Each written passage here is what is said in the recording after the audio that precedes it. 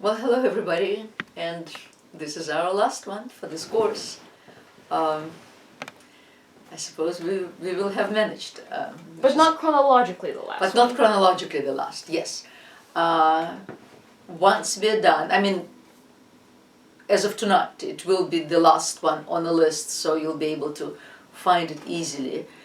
But after everything is done and over and all the grades are in, we'll move it where it belongs chronologically, sometime between the early medieval and Romanesque, right? So that'll go there in the playlist. Right, exactly. for now- I mean, in case you ever want to return to it. For now, it's staying put at the end. Yeah, but now it will be at the end, so you'll be able to find it immediately, and I'll upload the PowerPoint tonight as well, so you'll have it all on schedule, hopefully. We'll be talking about Islamic expansion today, and yes, it is very much part of the European development in Western Europe, because Islam influenced developments in Western Europe tremendously, not least by having translated all the extraordinary Greek thought into Arabic when Europe wasn't interested at all, and that way ultimately having funneled it into Europe, because what the Europeans will do in the end is take the Arabic translations of the Greek translations and then translate them into Latin. But also the art forms that they will develop will be very unique, very extraordinary, quite marvelous really, by combining all the traditions that they encountered on their extraordinary expansion, extraordinary in terms of speed and tenacity, and staying power, all of the above. So they became really indelibly part of the Western European development. Let's just go back for a second to the time when the Roman Empire split between the East and the Eastern Empire and the Western Empire. Technically, the last Roman emperor was deposed in 476, I think, and by that time the whole Roman Empire was split into the Eastern, and then, frankly, in the West, the barbarian invasions took over the former Roman possessions, as you remember, and settled there. The image that you see here is when Justinian in the 6th century, probably the most extraordinary, the most interesting, at least, emperor of the Eastern Empire, of the Byzantine Empire, sent out his lieutenant Belisarius to reconquer the West from Germanic tribes. And Belisarius set off, and he did manage to reconquer some areas, not for long, again, as you remember.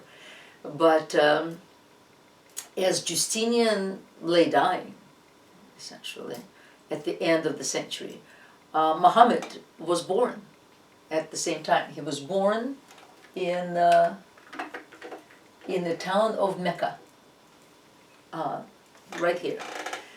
He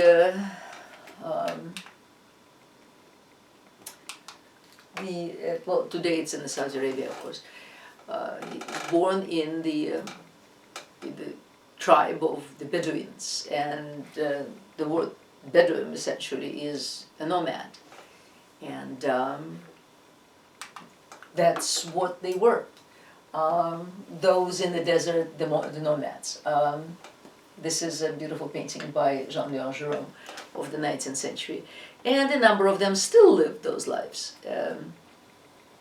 They pre-Muhammad, well, by nature of being nomads, probably the majority of a tribe, the biggest tribe could probably be, what, 500, 600 people. It's not easy to move thousands together from one place to another.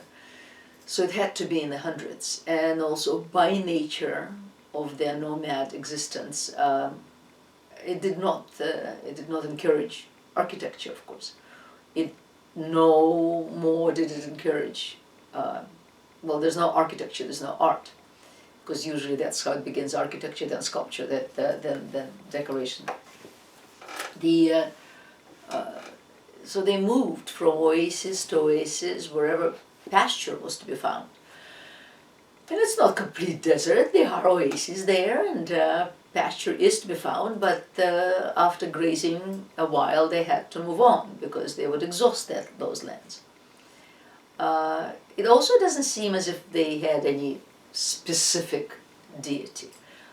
They worshipped nature, they worshipped stones, they worshipped rivers in oases, because rivers, of course, and the oases were life-giving powers. They had all sorts of nature deities.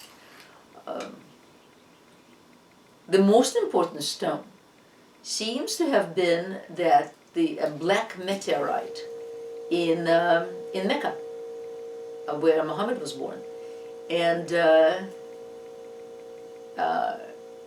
it was called the Kaab, and was the most important of them, and since long before Muhammad. And the Kaab, the structure within which that stone was contained, had all sorts of idols. The tradition tells us that when Muhammad and his converts came over and conquered Mecca, that he had cleaned the Kaab of 360 idols. So there were plenty of idols then. The fact is that, do I have another map? Oh yeah, here's the, well, there's a structure around here. There's the stone, the black stone, the eastern cornerstone of Kaaba. It's located in the center of the Grand Mosque in Mecca today. And well, according to Islamic tradition, dates back to Adam and Eve, but then according to Islamic tradition also, Adam spoke Arabic. And then somehow miraculously, having fallen, miraculously forgot it and then had to relearn it. According to linguists, Arabic is actually a very late development of the Semitic languages, going back perhaps to the mid-second millennium BC. Right, well, it just tells you everything I have already told. But also interestingly, while polytheism, of course, was very prevalent among the Bedouins, there were also, Ethiopia is here. It seems it had been converted to Christianity, and then there was Christianity in Egypt, of course, and then Judaism up in the north. So they were surrounded really by these two monotheistic religions, which could not have affected them at some point. The Bedouins, meanwhile, the way they prospered, or at least survived, was by raiding caravans, and there was a saying is that they'll raid a stranger, they'll raid a cousin, they'll raid a brother if a stranger is not to be found. And so raiding was a way of life for them, but also trade, because there were all sorts of trade routes. There were trade routes, as you see, going up and down from the north to the south, and then to Yemen, and then from here the ships would take off for India. But I mean, Arabia was at the fringe of the Roman world for the longest time, and the Romans, some of the merchants, Roman merchants, might as well just take the Silk Road up there various ways and go on land to the east, as much as going here and then by ship. So just as I mean, Rome pretty much stopped with the Euphrates. They were not that interested. I mean, they kept fighting with the Parthians, but Arabia existed beyond Palestine, and for the Romans it was the Nabateans. The Nabateans, a tribe that lived to the east of Palestine. So the Romans kind of they knew about them and were in touch with them, and that's where Petra, in fact, was built. But beyond that was a different territory, and the Roman merchants dealt with the representatives of that territory.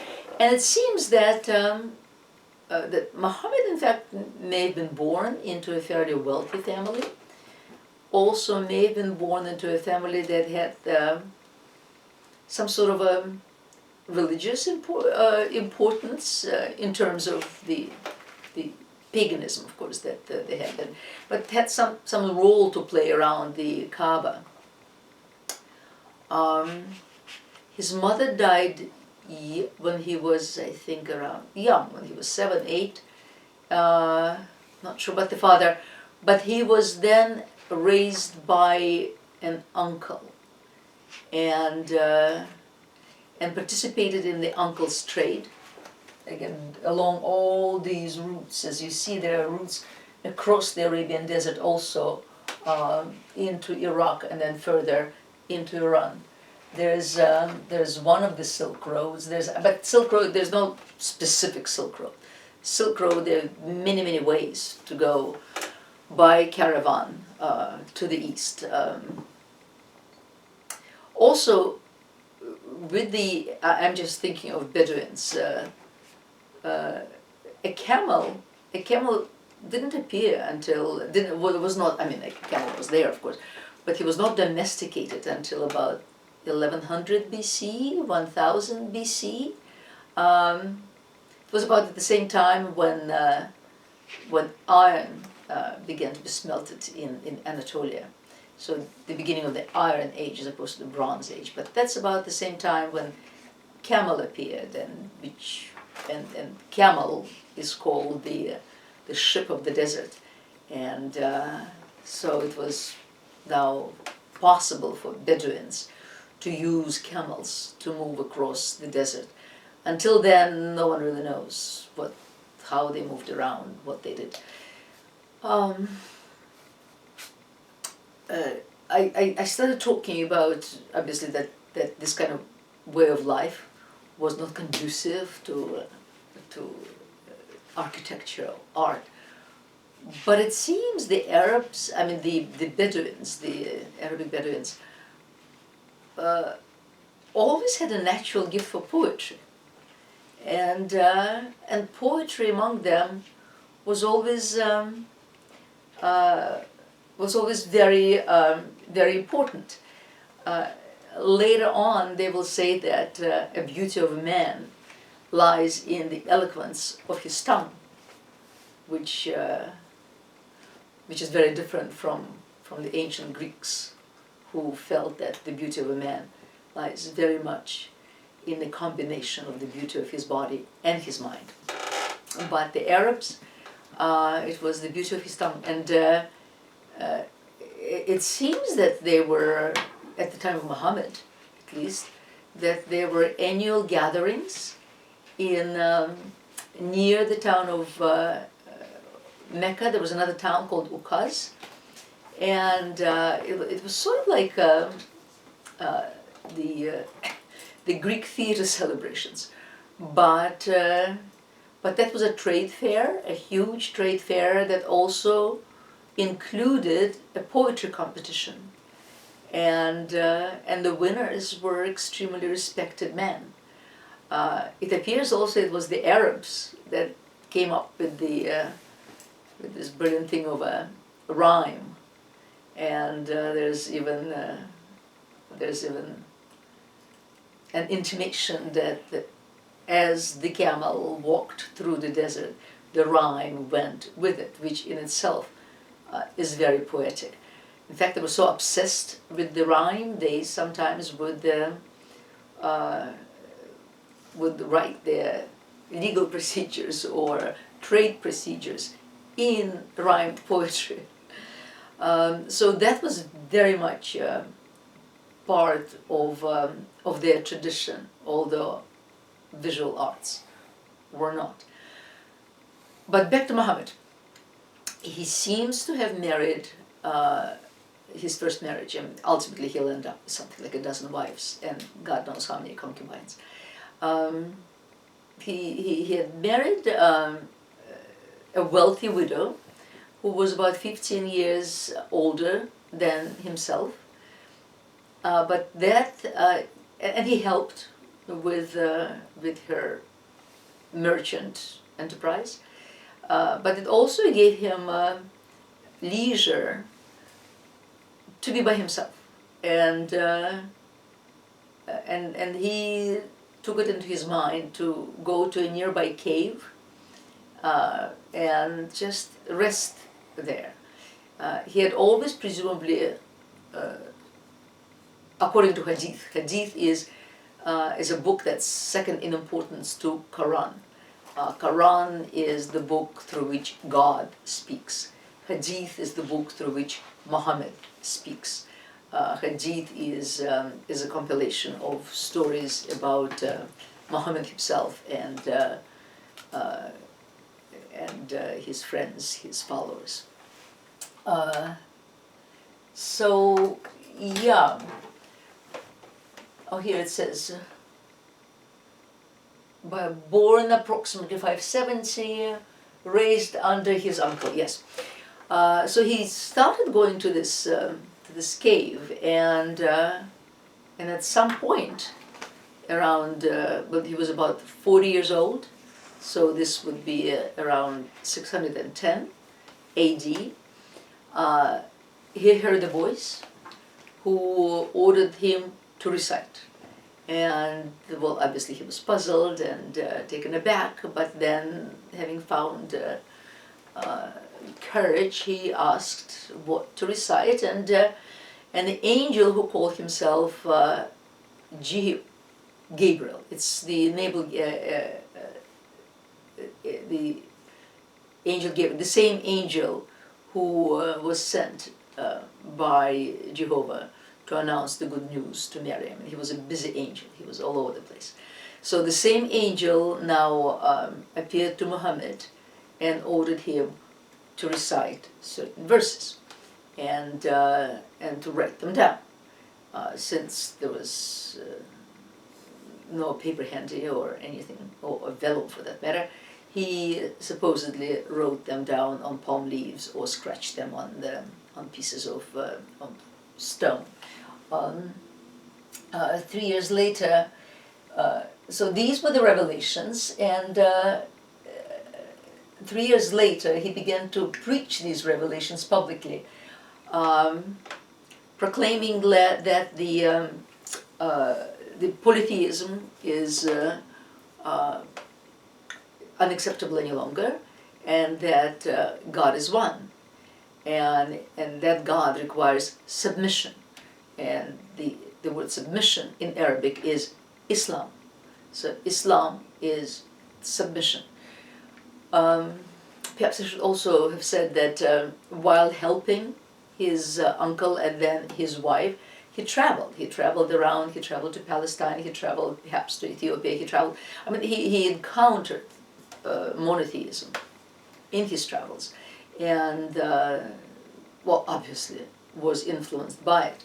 So whether these were dreams in a cave or what have you, or was Archangel in fact appeared to him, he came to believe very much that that he's the last and the ultimate prophet of the God and that this is the last message that the God is conveying to humanity through him, through Muhammad. And did I say Sasha? I think Sasha's here. I think I said before that in Kaab there was one God of many whose name was Allah. Did I say that? I don't think you said that. Okay. So in Mecca, the God in Mecca was called the Allah. I forgot that. And so now to Muhammad, that was the main God, and he was his last and ultimate prophet. So in the end, there'll be three really major aspects, and that is that God is one, that submission is required, and that Muhammad is the ultimate prophet. Those three. The Quran, in fact, will not be settled authoritatively until the beginning of the 10th century. So that's 300 years after all of this was said and done. The cave itself today is a shrine, of course, is very important. It's called Hira, the cave of Hira. It's about 3 kilometers, 2 miles from Mecca, on the mountain Jabal, that's Gabriel, on the mountain called in present-day Saudi Arabia. And it is notable for being in the location where Muslims believe that Muhammad received the message. And Gabriel in Islamic is Jibril. And here you see, this is the cave, and this is where people go to worship. Here's the cave again.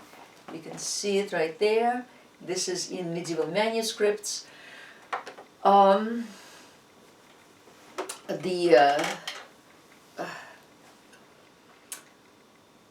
Let's see. I'm trying to think, to go with history. What will happen? Let me just go back for a second. Is that after the death of Muhammad, his very close associate, by the name of Abu Bakr,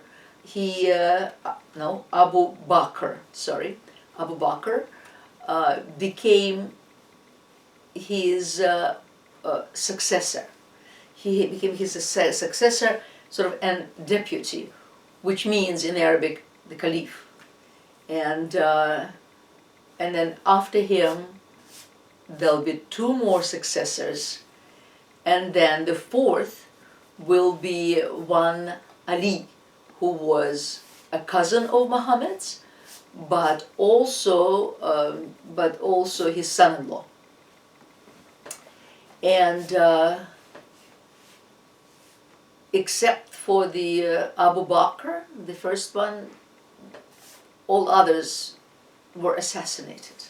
But that will always be the case in Islamic succession. So they will all be assassinated, including Ali.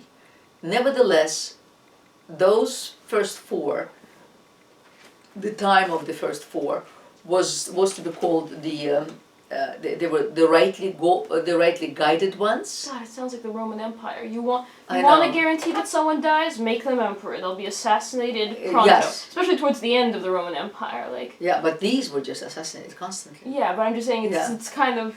I know. No matter where you go, I know. you get an assassination here and an assassination there. The second you have power. I know. So they were called the rightly guided one. And despite the fact that, except the Abu Bakr, they were all assassinated, this was considered the golden age in terms of, not the golden age as we will see it of the 9th and the 10th century in terms of intellectual development, but the golden age of the beginning of Islam. the descendants of Ali, because he was a relative, because he was a blood relative, they will be called the Shia, and it has something to do with the name of Ali. I don't know Arabic, so and that's our Shia today. And whereas the caliphs who were chosen by their adherents, they were the ones who will be called today the Sunni, and they were the ones that are called rightly guided, the rightly guided ones, and divinely approved. So the Sunni, the rightly guided ones, were at this point in power, and in fact they chose among themselves the leaders from the Umayyad clan, the Umayyad clan, and who will now the descendants of Ali will attempt to destroy the Umayyads, but unsuccessfully. At which point the Umayyads will move the center now closer to Constantinople, closer to Palestine, well, to Damascus. In fact, they'll move it to Damascus, and so later on they'll be known as the Umayyads, and then the opposite party, who will always believe that the Caliph must be a blood descendant of Muhammad, will be called the Abbasids, and that's how we get Shia from the Abbasids. They believe in blood relation, and Sunni from the Umayyads. They believe in divinely approved, without necessarily being the blood relations. Okay, let's see. Do you have a chart of this? I should do a chart of this? Probably before the upload. Maybe. Yeah. Yeah, okay, we'll do a chart. Yeah. Okay. Now, because, okay, go back to Muhammad now. Because, I mean, Muhammad did not believe in architecture. In fact, there's something about him saying, I mean, I spent effort on architecture, and he preached leaning on his sword. So jihad, in a way, was there in the first place, because interestingly, Islam was so fast, so lightning fast in its conquest, really unprecedented. They were as fast as Alexander, but they were politically tenacious as the Romans were. And they will become religiously united as the Hebrews or the Christians. So these three aspects certainly helped tremendously in expansion. And the interesting thing is that with Christianity, for instance, religion came first, because religion infiltrated the Roman Empire. And then with time, in fact, it will take 3 centuries almost, for the empire to convert to Christianity. This was a different process. Here, in fact,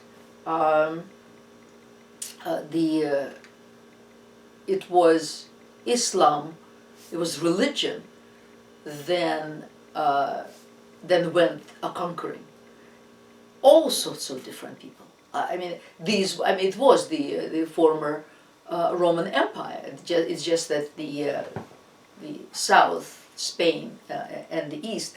But there were Berbers, there were Carthaginians, there were Greeks, Moors, Romans, Jews, Christians, all sorts of people that fell under the conquests, that were conquered.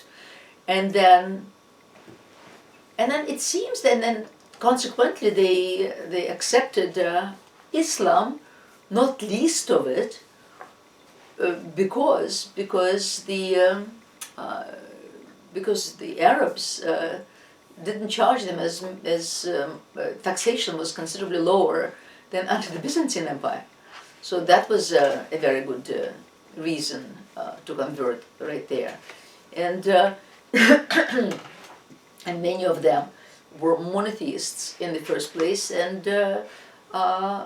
Islam, they weren't very kind to Jews at first, but Christians were fine, and so Islam at the beginning was rather tolerant. But that switched out. Eventually, they accepted Jews much more yes. than Christians. Yes, yeah, that switched out. Yeah, that flipped. Yeah. But yeah, they were also the religion was extremely simple. There were no priesthoods, not in the beginning at least, no sacraments, no liturgy, nothing. One-on-one with God.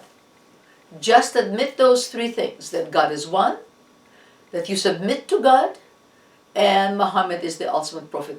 That's it. That was their religion. So it was really easy to understand. There was no, and in the beginning, as I said, until the early 10th century, really, they didn't even have a book. So there would be someone intoning prescriptions, and one had to 5 times a day, we'll talk about it presently, to submit to God. But otherwise, you're good. No alcohol.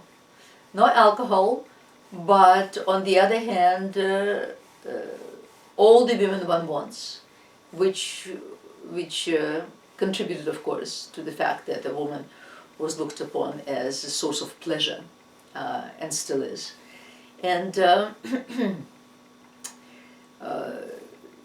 so, and their sense of beauty, and we'll discuss it presently, and their sense of beauty was not moral, was not a sort of moral improvement as it was with Plato. It was delectation. So their sense of beauty was very different from the sense of beauty of the Greeks, which was sort of a religion. Not so, not so here. But back to architecture. The Muhammad preached at first, at his own house. He would construct a little niche, and there he would preach from there. So from there, the Mihrab, the wall itself that faces Mecca. Originally it faced Jerusalem, but not any longer. Today it faces Mecca, and the wall itself is called Qibla, and inside that wall there's a niche, and this niche is called the Mihrab, and that's the niche from which Muhammad presumably preached. And then there's, on this side of the Mihrab is a minbar. A minbar is an altar from which one can deliver sermons. But the Mihrab is very important, and as you see, it's in most cases beautifully decorated with tile and with calligraphy.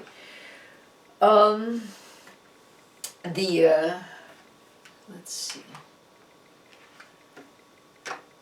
At some point, because of his message and because the unity of God, he began to get in trouble with the authorities.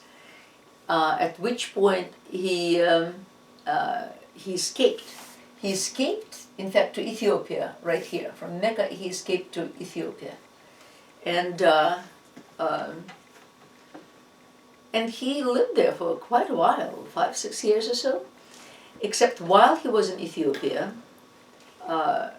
the representatives of a city which today is called Medina, but Medina in Arabic is a city. It says a different thing in Arabic. But representatives of that city came to him in Ethiopia and by that time he clearly had the reputation, and asked him to mediate between quarrels and to come and become a community leader, because they needed one. But Muhammad was clever, so he figured, well, let me just send somebody else ahead. And he sent about 60 families ahead to Medina. And then came the year after. And so this is one of these first watersheds in Islamic calendar, that movement to Medina. Meanwhile, while he is in Ethiopia, he had a dream. And in that dream, he had a vision. It's called Isra vision. And in that vision, he saw himself rise from Jerusalem. Also had a sacred stone, a huge sacred stone. And according to tradition, that was the stone where where Abraham was supposed to sacrifice his son Isaac. And that stone was extremely important, you can imagine, to the Jews, no less than the Kaaba stone was important to the Muslims.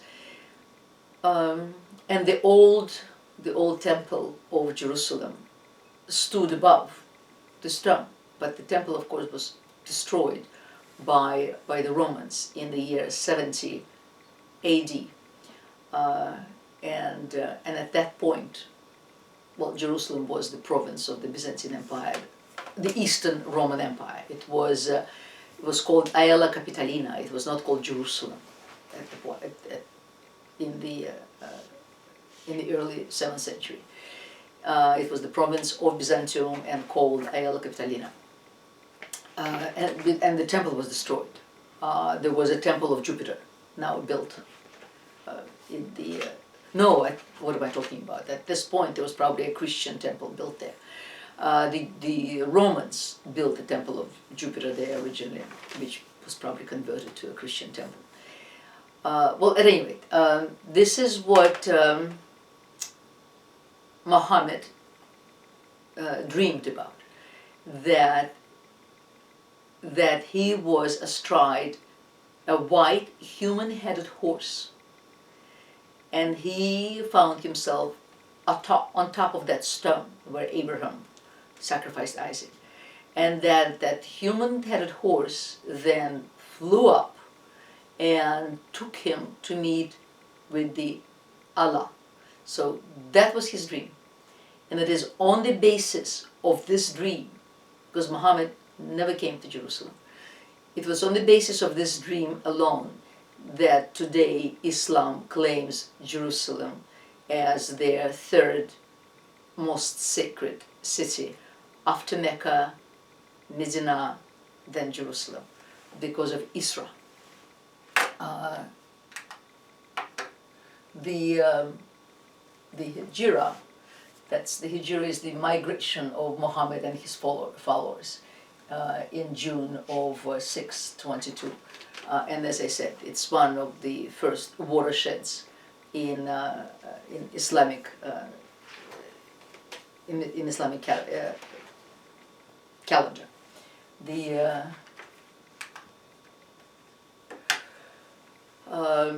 Also, while in Ethiopia, Muhammad sort of rearranged the Jewish or Christian calendar, and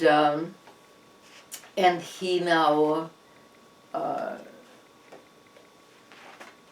moved the Friday to Saturday, and Saturday now became the holy day for Muslims, as opposed to Friday for the Jews, Sunday for the Christians. Saturday was free, so Muhammad took Saturday. And also there, he posited the 5 pillars of Islam, and the 5 pillars are, I'm not going to try to pronounce the Islamic names.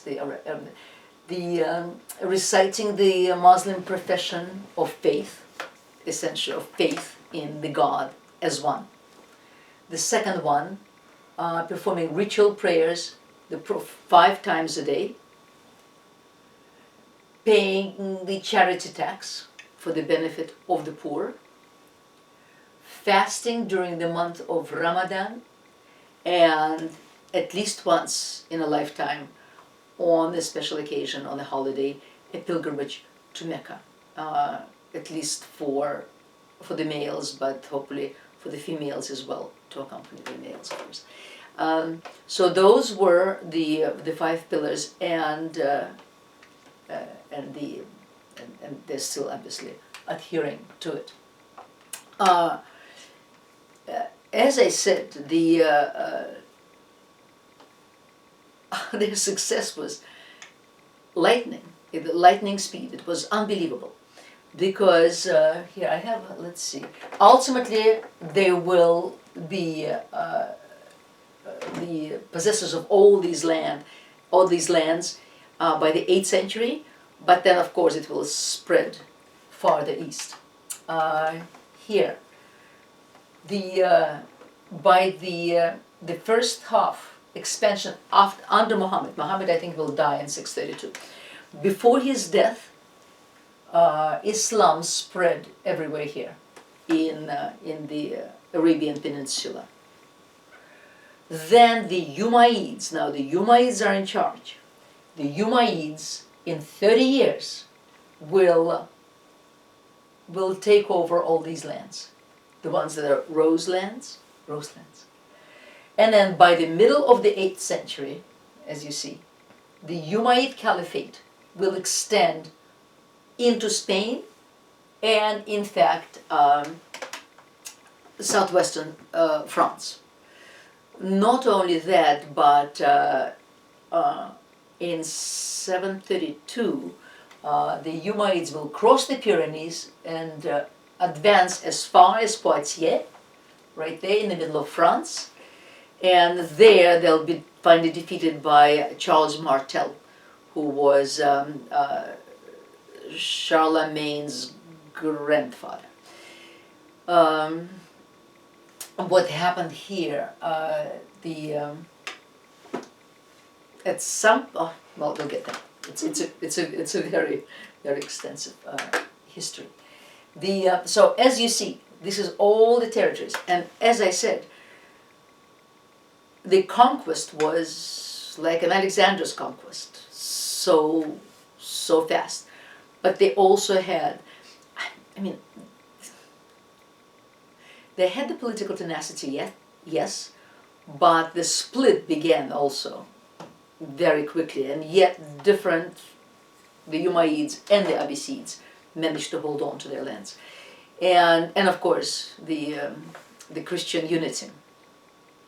What will happen here? So as you see, the Byzantine Empire very quickly, very soon, by the middle of the 8th century, will really be just confined. The western part, yes, Greece and the Balkans, but in Asia only to Anatolia. They will lose all these territories, including the holy places, including Jerusalem, of course, including Palestine, Islamic territories after Muhammad's death. It's the same map, and then they'll go, and then Islam itself, of course, will go converting Azerbaijan and Pakistan and into Indonesia.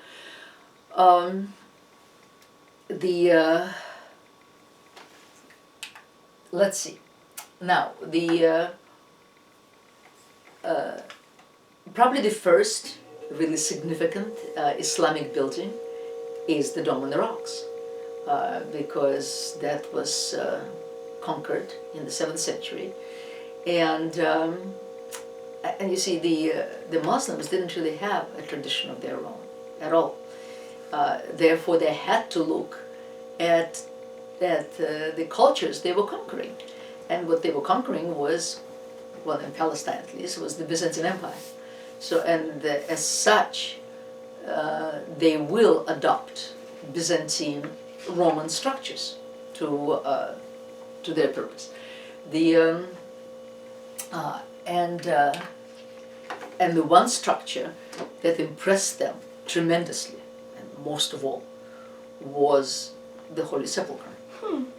That's really interesting. Yeah, it wasn't covered yet, Yeah. so I mean, this is the rotunda. Just impressed them tremendously, and now that they got to Jerusalem, and they got to that extraordinary stone from which Muhammad went to meet Allah, it's sort of the same idea as Moses traipsing up the Mount Sinai to receive his Ten Commandments, to meet with God. So here, Muhammad goes on his human-headed horse to meet with Allah. And now that Islam was in possession of that place, they felt that they must build a shrine there. Not a mosque yet. The mosque will be there too, of course, and it is there today. But first a shrine and then a mosque nearby.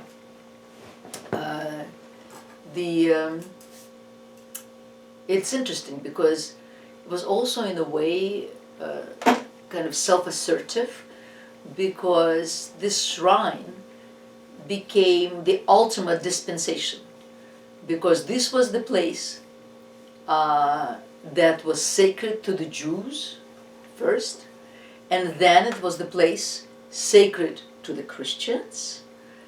And now that both races, that both religions were no longer there, it became the last assertive gesture, not just a spectacular building, and it is a spectacular building, but also the proof of the last dispensation. This is the last religion, this is the last effort God is going to make to convince humanity of his oneness, and Muhammad the Prophet is the last prophet, and this is the last building on the most sacred places on earth.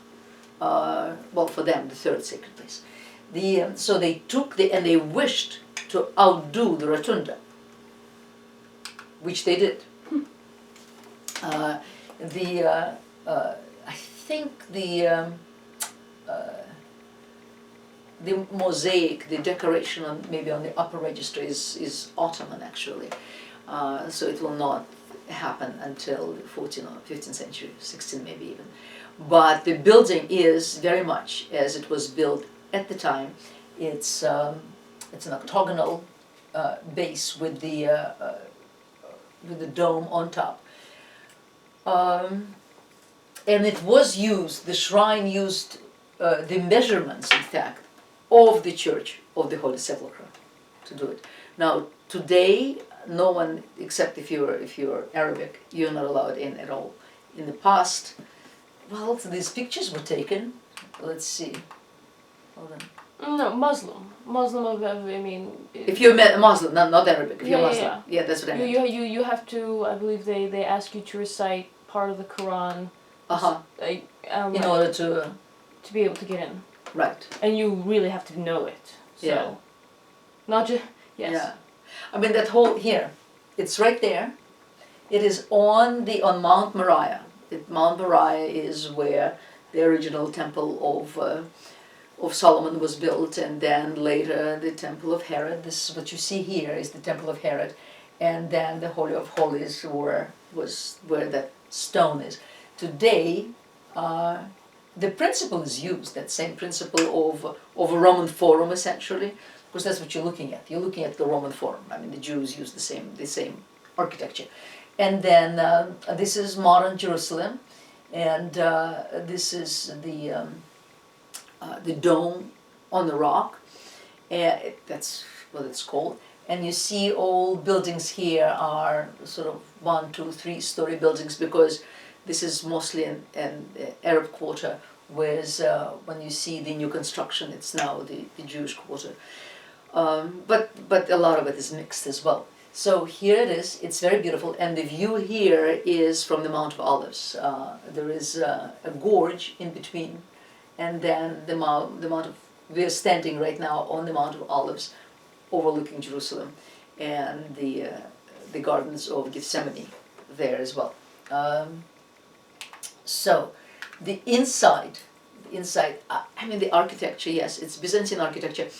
The one thing that we, of course, will see throughout this lecture is that it seems that the Persians first introduced the appointed arch and a pointed dome as well, which of course is extremely convenient because then there's no, it eliminates the pi 3.14 that connects the diameter and circumference, so that connects the semicircle and the entrance into the arch with the pointed out. I mean, we talked about it in Gothic architecture.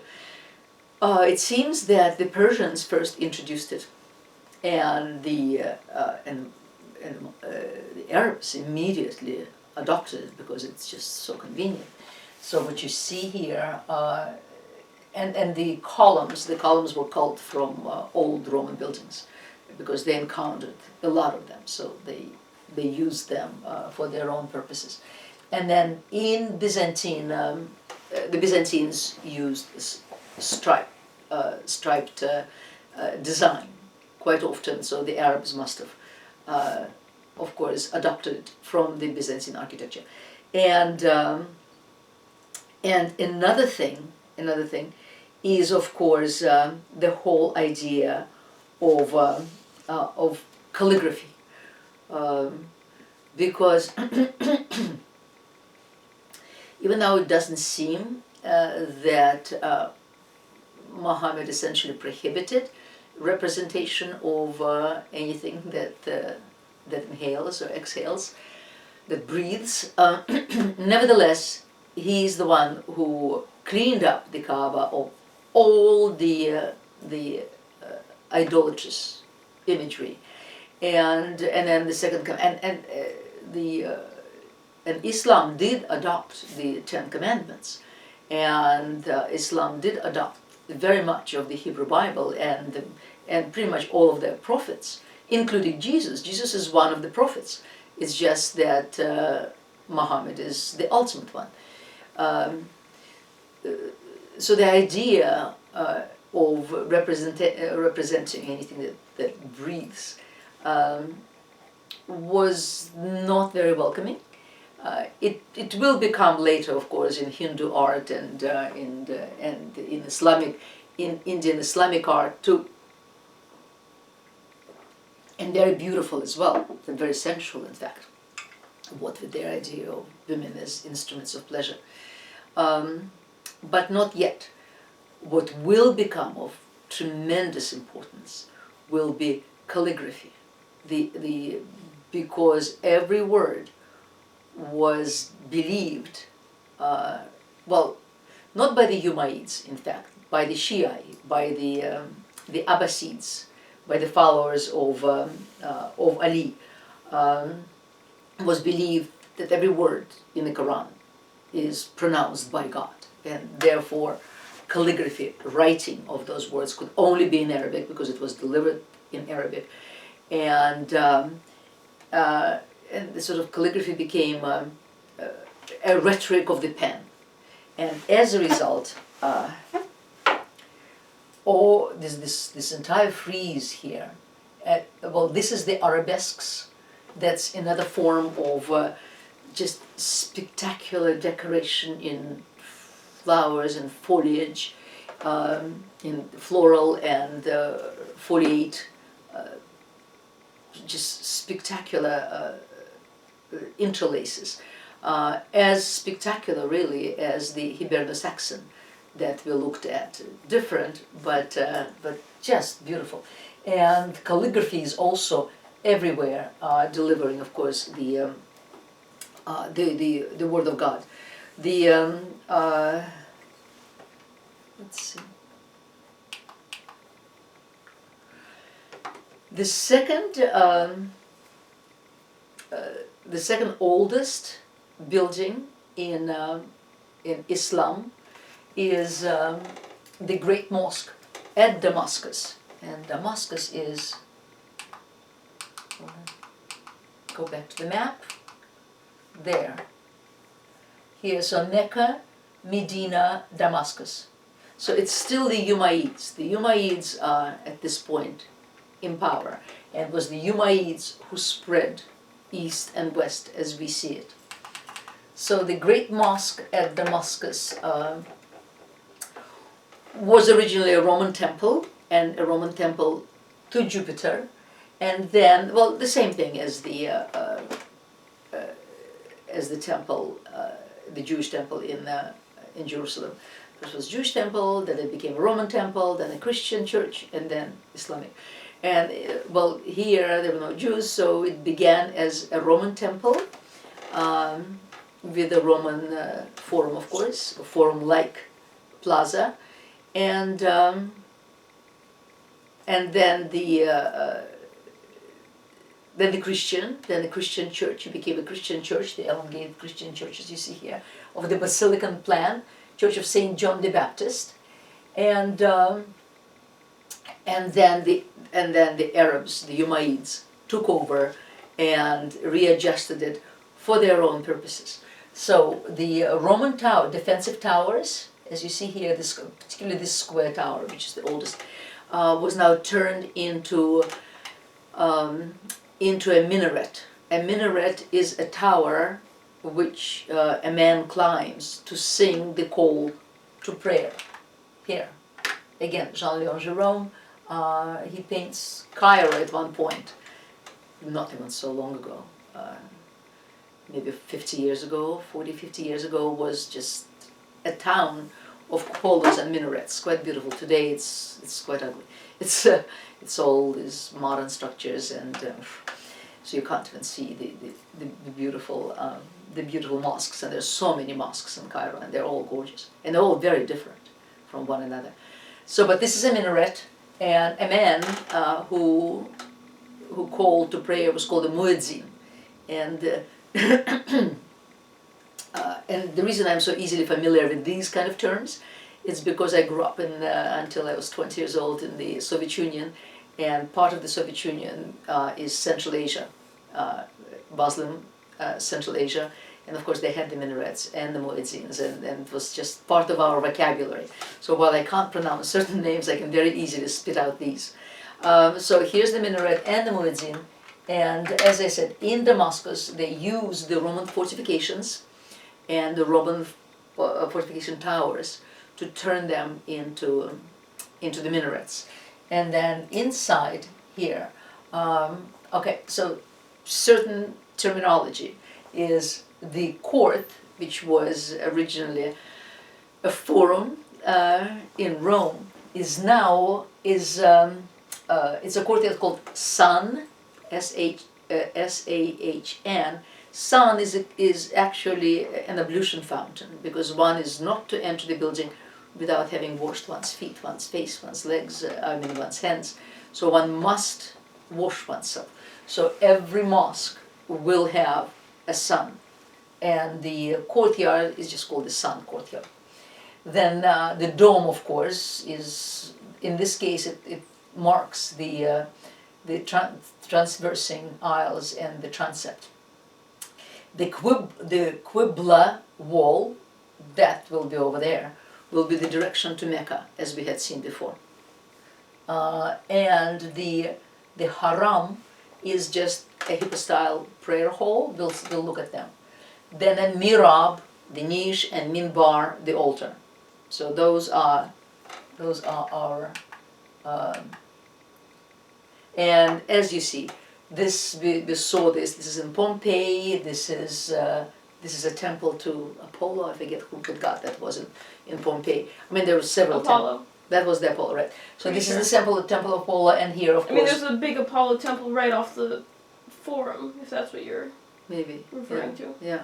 So, and this is the forum. So that's where the architecture essentially, that's where they get the architecture from, as you see. It's really gorgeous. I mean, it's very early 8th century. They haven't really developed their own tradition yet, but they're getting a lot of it from Byzantium, and it's very probable that that the craftsmen who worked on this mosque were Byzantine Greeks, and who didn't have to pay as much taxes to their new masters, and of course they tolerated them. The Muslims tolerated and welcomed their services and their crafts, and they were learning from them in a hurry. So you see all this gold and all this foliage, and the columns again were culled from. I mean, all the entire North Africa was the Roman Empire, so there were a lot of Roman buildings that that columns could be culled from. Here, the courtyard is done instead of columns. I mean, here on this side we see the columns, but for the most part, the entrance into the mosque itself is done with piers, and above the piers are the arches, and that is of course very reminiscent of the Roman architecture for their aqueducts. So you see the Arabs, they have this new energy. They're bristling with energy. They're absorbing everything in. They have a purpose, and they're young. The religion are young. The culture is nascent, and they're absorbing like a little baby. That they say what the first 3 years a child absorbs more information from its surrounding than later in life, and it's the same with the new culture. It was the same with Rome actually at first. They're just absorbing like a sponge, like a hungry sponge, everything that they meet on their way and adapting it to their own ideas. And as a result, they'll come up with just marvelous stuff. Here, this is from the mosque in Damascus. And we don't really know exactly what it means. The Muslims did admit the existence of paradise, and they did admit the existence of hell. So, as I said, but it was very, very easy. So, is this their definition of paradise? They did not place the young maidens there that every obedient Muslim is promised to have, but the beautiful, beautiful structures are spectacular.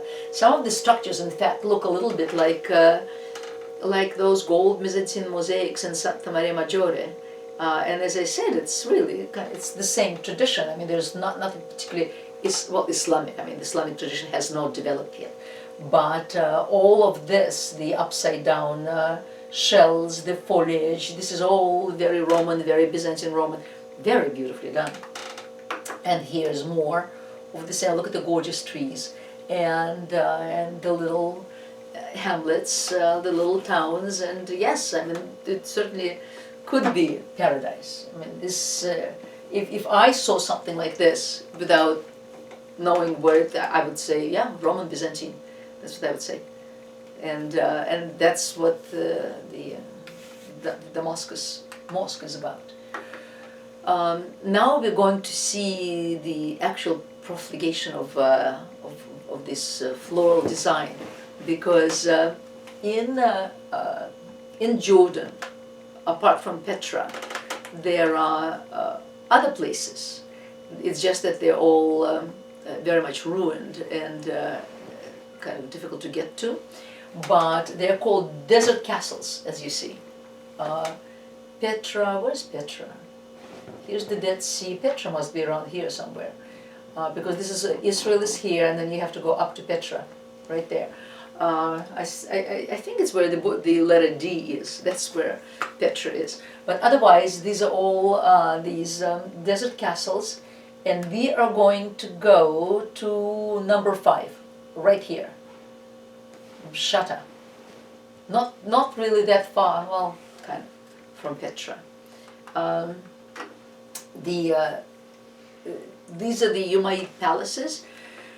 That were built in the 7th century, at the end of the 7th century. And they were protective castles, more defensive castles really than fortresses than anything else. It's largely destroyed, but the decoration here on those, here there's something. Though much of the ruins can still be found in situ, not these have been transferred. The most striking feature of the palace, its facade, is in the Pergamon Museum in Berlin. So if you're in Berlin, don't go there until the Pergamon altar is actually restored and back in place. But that museum island in Berlin is really astonishing, the stuff it has. And among it, of course, the Pergamon altar, the Ishtar Gate, and but also this, here's the Shatta. This is what it used to look like. I mean, this is what it looks like today, but it had fortifications around and in the palace with barrel vaults. I suspect these barrel vaults are probably pointed barrel vaults. I've never been there.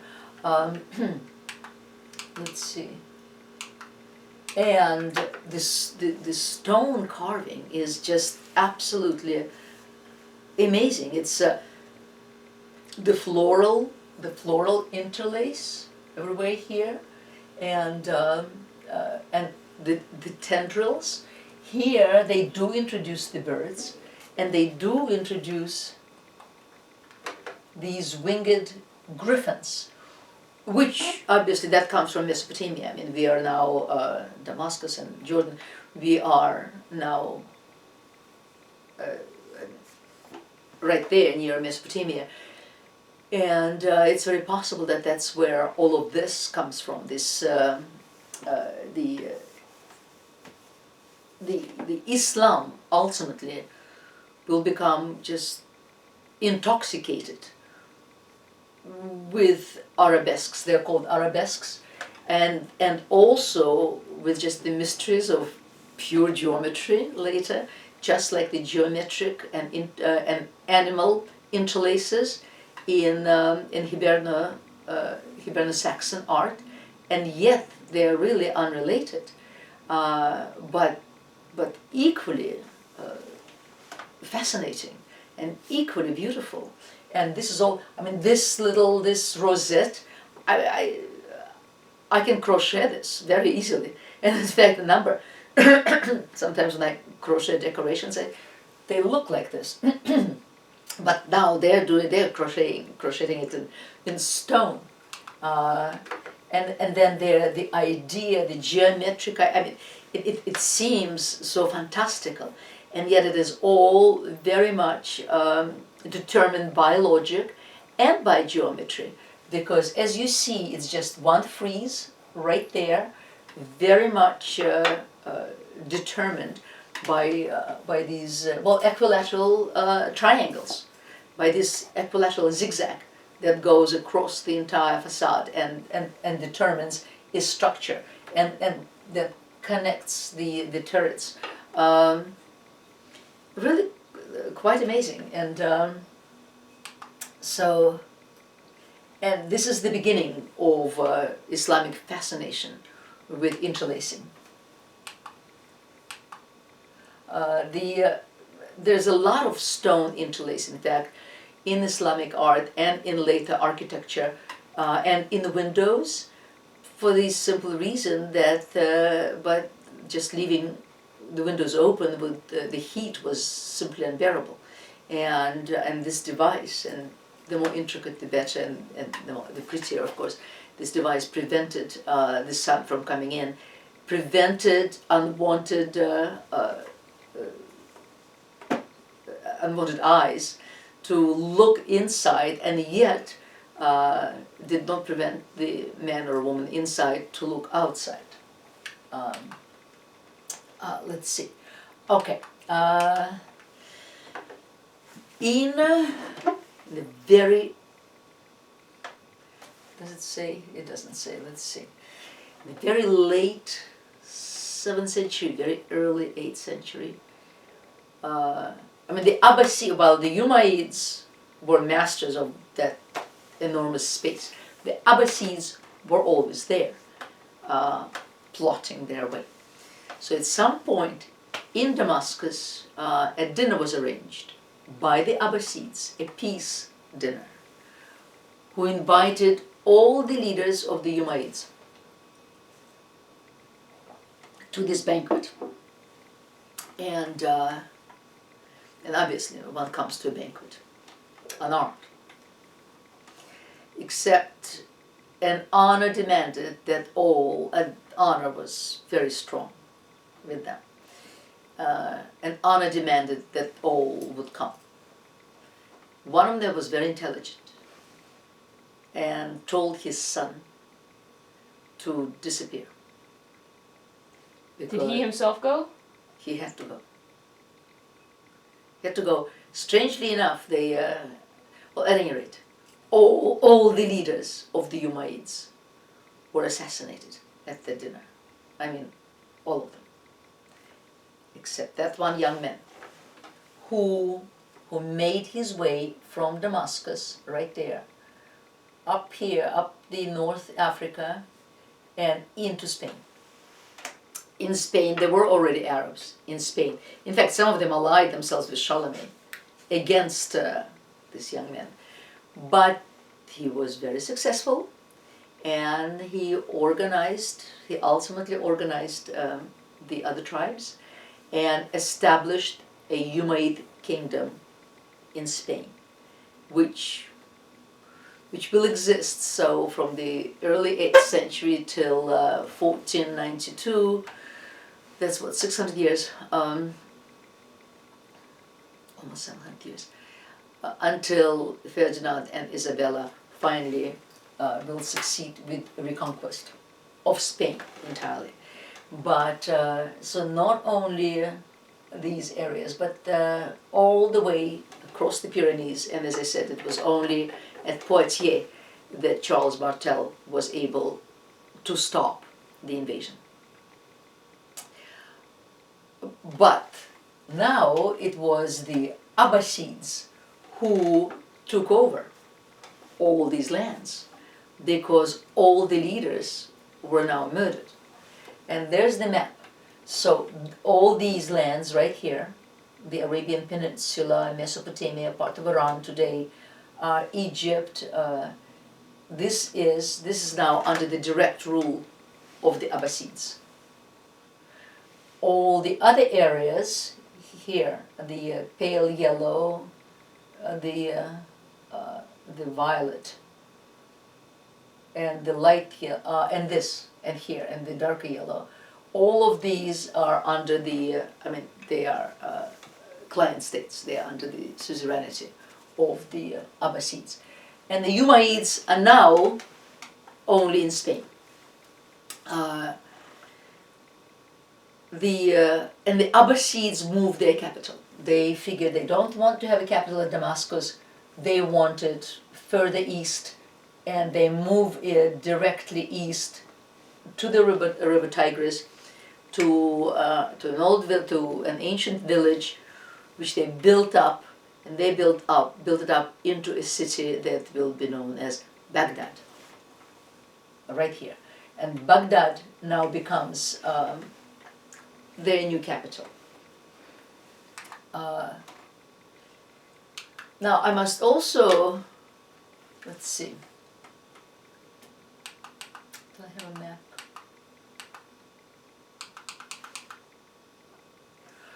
All right. They'll build it as a round city. Stunning.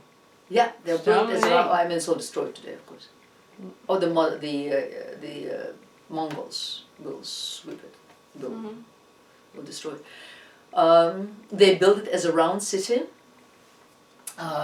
with, I mean, obviously at first the small and then it became bigger, with radiating avenues outside.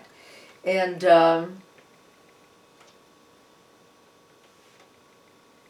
they will, in fact, under the Abbasids, it will turn into an extraordinary city, a very open-minded city.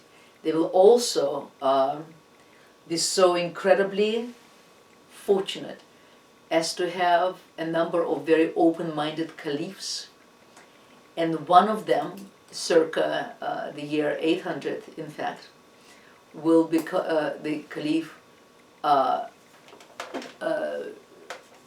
Harun al-Rashid, and Harun al-Rashid is the Caliph of the 1001 Nights.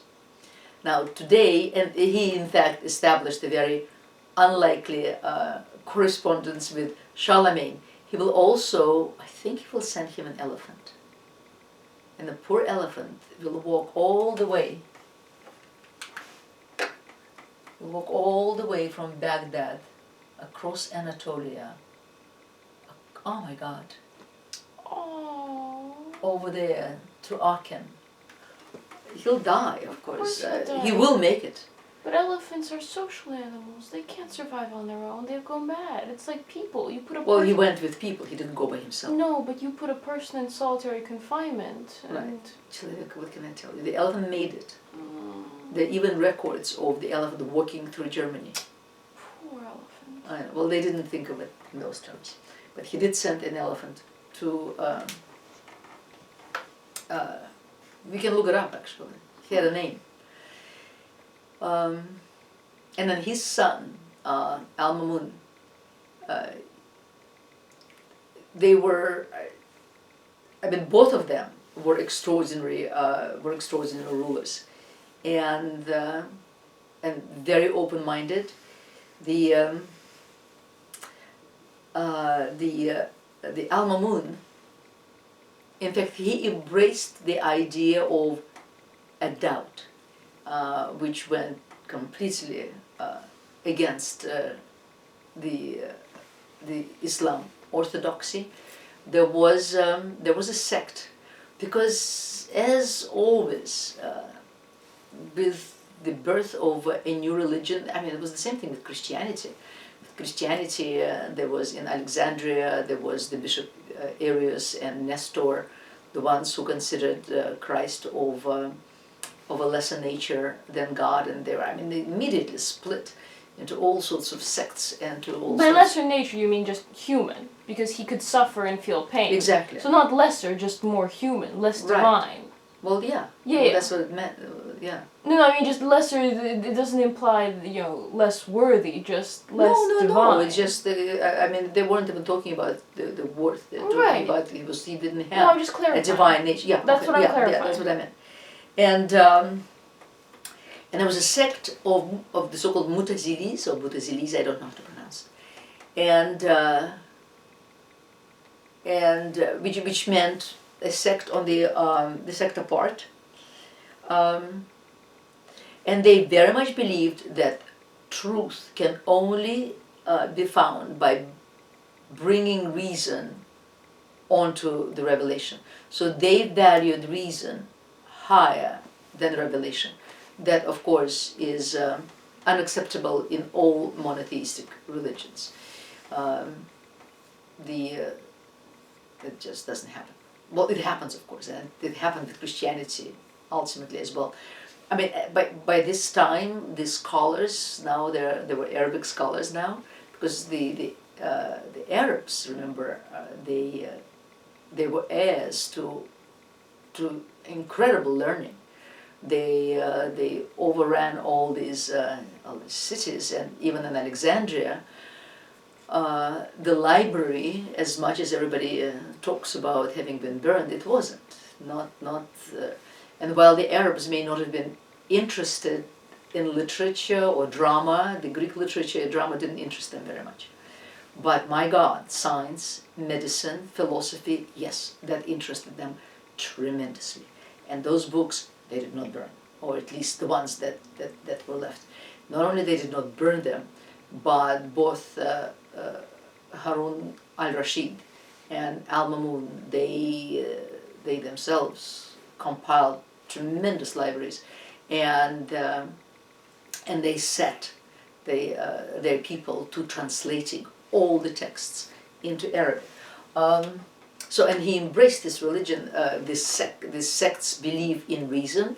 In fact, he kind of turned it into an official religion, and began persecuting the Orthodox. So it was really an incredible time. But I mean, this is today. There's the city called Carcassonne in the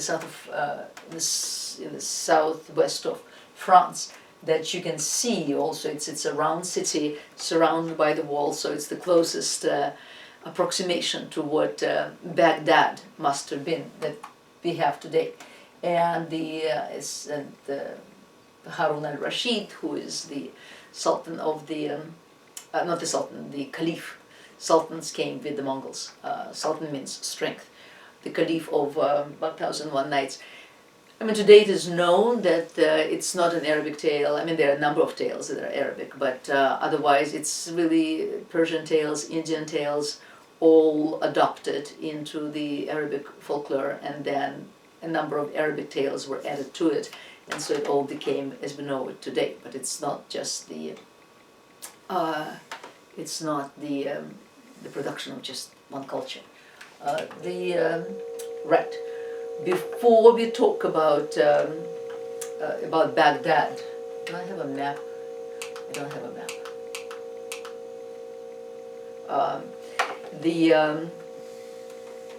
The city, the academy of Gandhi Shapur.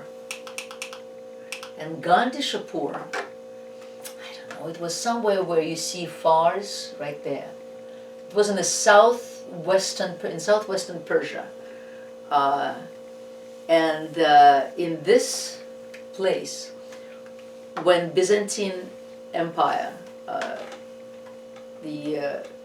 adopted Christianity at the expense of all other religions, but even earlier than that, when in the early 4th century, when the First Council of Nicaea eliminated, well, in theory, eliminated all heresy, which included the Arian heresy, the Nestorian heresy.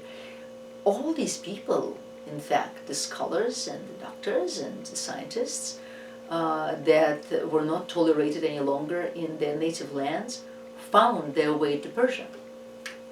And they found their way to this place, and to the academy. Today it's known because actually an Iranian woman restored it. Today there is an academy of Gandhi Shapur, but I don't know where it is. But as I said, that other one was founded. It was founded, as you see, at the end of the 3rd century AD. Because intolerance was setting in, so many pagans, because Christianity was now being intolerant to pagans as well. So very many pagans from the Roman Empire of all marks, and the Jews, of course, who had been expelled from Jerusalem in the 1st century. So their generations and generations after them ultimately found a home in Gandhi Shapur, and there they brought their manuscripts, and they founded an academy. They also established. It says here the oldest known teaching hospital. Well, it couldn't quite be the case because Alexandria had it. Alexandria, in the Library of Alexandria, had definitely a teaching hospital, but perhaps the oldest teaching hospital in Persia. A library and an academy. At the academy, medicine, philosophy, theology, and science were taught. And they had so many manuscripts that they brought with them. It used both Persian, Greek, and Indian knowledge. And under the reign of this man here in the 6th century, so he was a contemporary of Justinian in Byzantium. Gindusapur was a well-known center for medicine and science.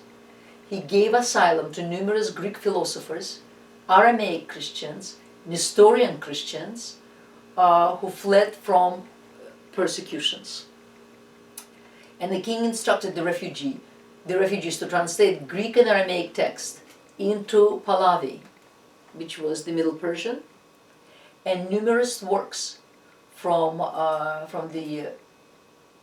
numerous works in medicine, philosophy, astronomy were translated there. And but not only that, they established. So it was a teaching hospital. They in fact separated the contagious diseases so it wouldn't be more contagious. They had doctors accompany armies. They I was just going to say something else. I forget. But it was a very, very, for the time, advanced. They were the first, again in Persia, to establish the idea of a pharmacy and learn the herbs, and of course whatever knowledge that they managed to inherit from Alexandria came in good stand, because that by that time was completely destroyed, the library and the hospital at Alexandria. So from the medical point of view, it's extremely interesting. And then when Baghdad was established, you see, what will happen is that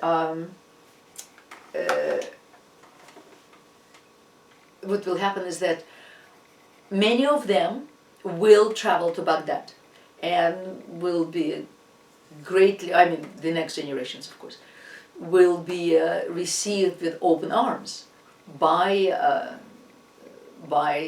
the caliphs, the Baghdad caliphs. And they continued there. There was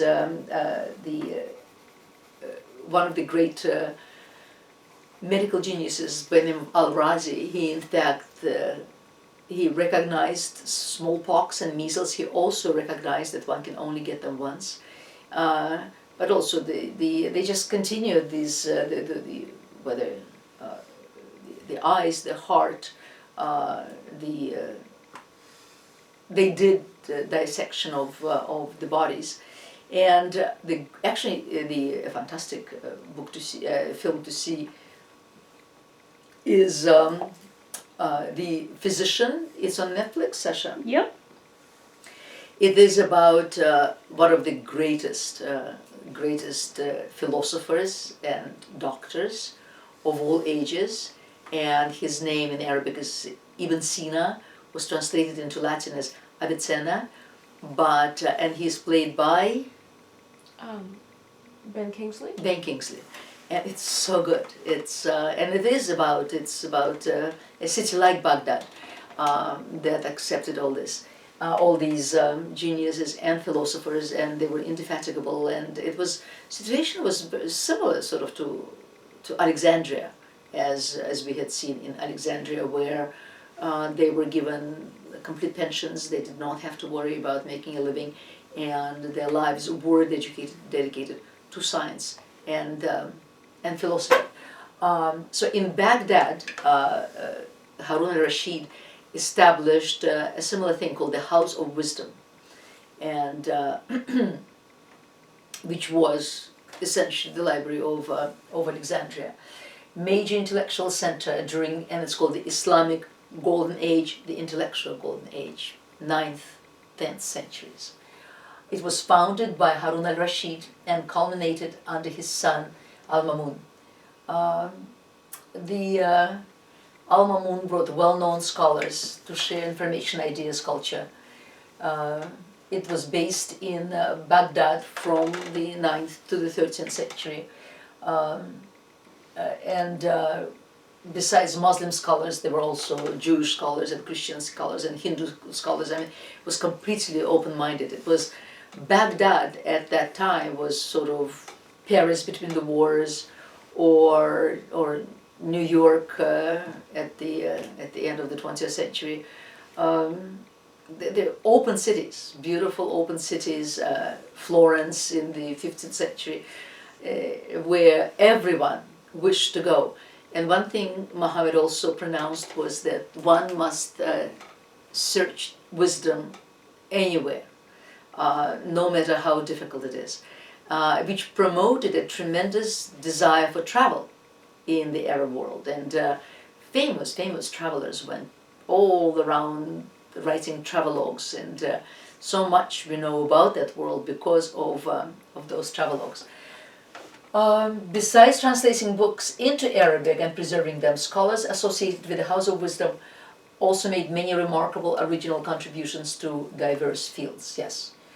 And astronomical observatories were set up. It was an unrivaled center for the study of humanities and science, including mathematics, astronomy, medicine, alchemy, chemistry, zoology, geography, and cartography. Really hard. It was all destroyed by invading armies of the Mongols. In Russian it was called the Mongol Tatar-Mongol domination that began in the 13th, 14th century. 13th, 14th centuries. So all of it was destroyed. That entire civilization. Drawing primarily on Greek but also Syriac, Indian and Persian texts, the scholars accumulated a great collection of world knowledge and built on it through their own discoveries as well.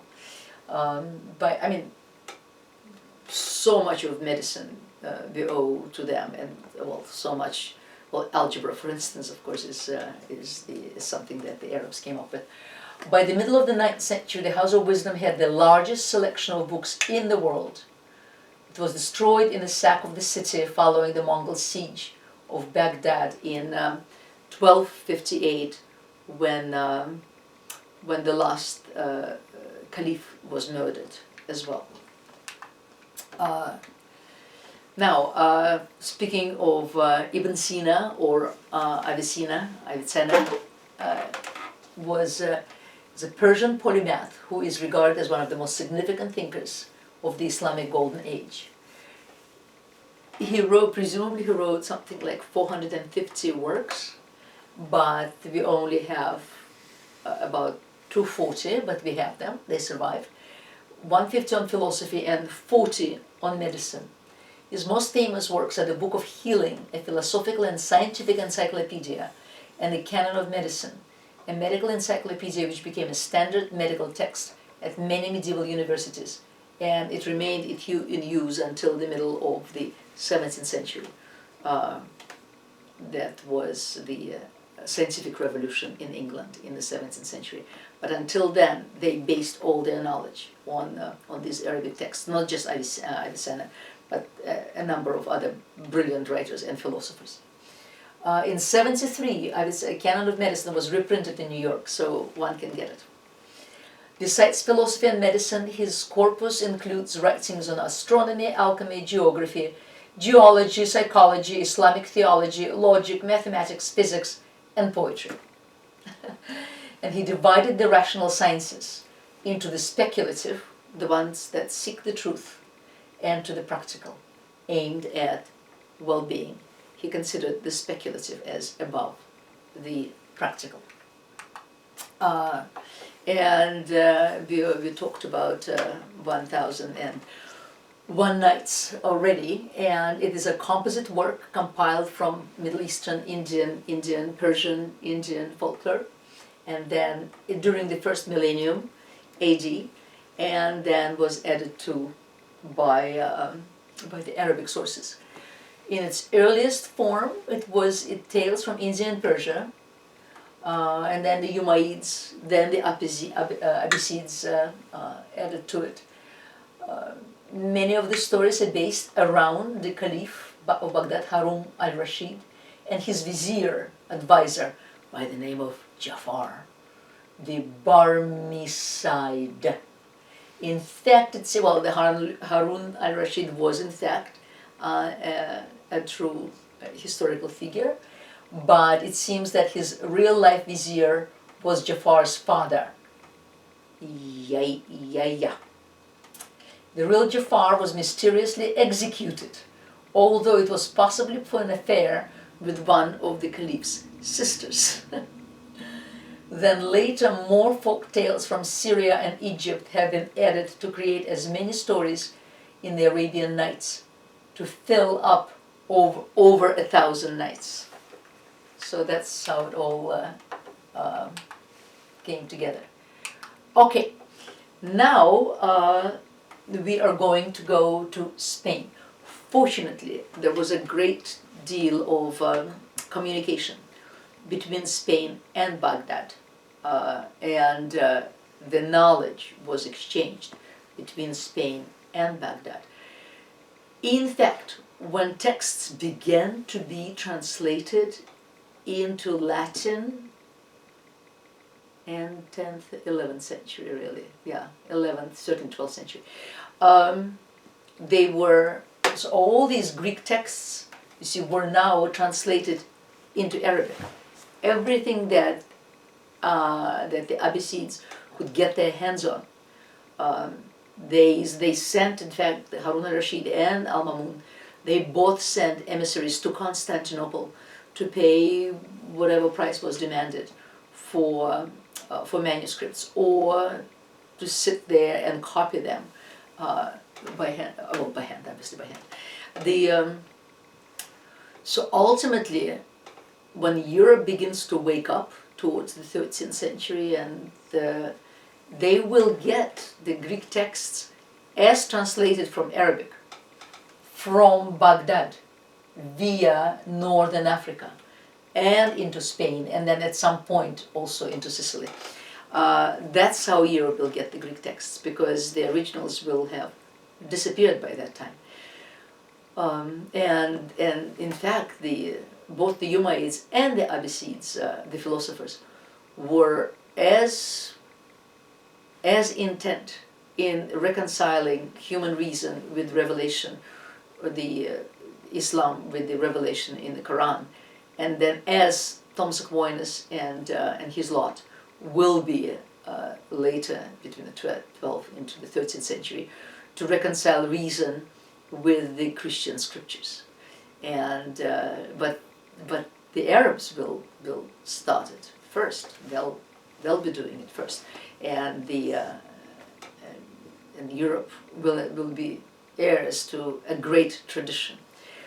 Meanwhile, the Umayyad culture in Spain, as you see, at first the Umayyads took over the entire peninsula, and even into southwestern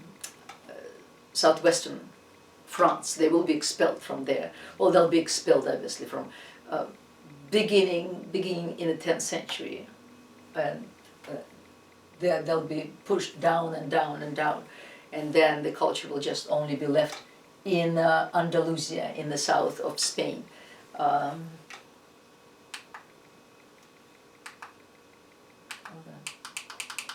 Okay, I'm sure there'll be another map. So we are now going, and in Cordoba, a very similar culture will be developed as was in Baghdad. And Cordoba will become a very comparable city to that of Baghdad, with its hospitals and its extraordinary libraries and its spectacular buildings. And of course, everywhere in the Arab world, water was essential, so fountains were, they inherited from the Romans, of course, and from the Byzantines. And the Turkish bath, it goes back to the Greeks and to the Romans, of course, and to the Arabs. So all of that was taken up from old Roman Byzantine cultures, and Cordoba and the prince that escaped always loved bitter oranges, and in fact somehow then managed to import bitter oranges from the east to Spain and I think Granada. Well, Spain, I think Andalusia. Andalusia has as its symbol an orange, and indeed the Spanish, the bitter oranges are really delicious, especially marmalade from the bitter oranges. So here we go to Cordoba now, and today in Cordoba, there's the great mosque is first. No, we're not going to Cordoba yet. Before we come to Cordoba, we're going here. We're going to Kirayan. We're on the way. We're on the way to Spain, and this also was built by the Umayyads on their way to Spain. Not even that. It was in fact in the 7th century when the Umayyads at that point were very much masters of North Africa. And so the mosque is spread over the surface of about 9,000 square meters, and one of the oldest places of worship in the Islamic world. And it also is an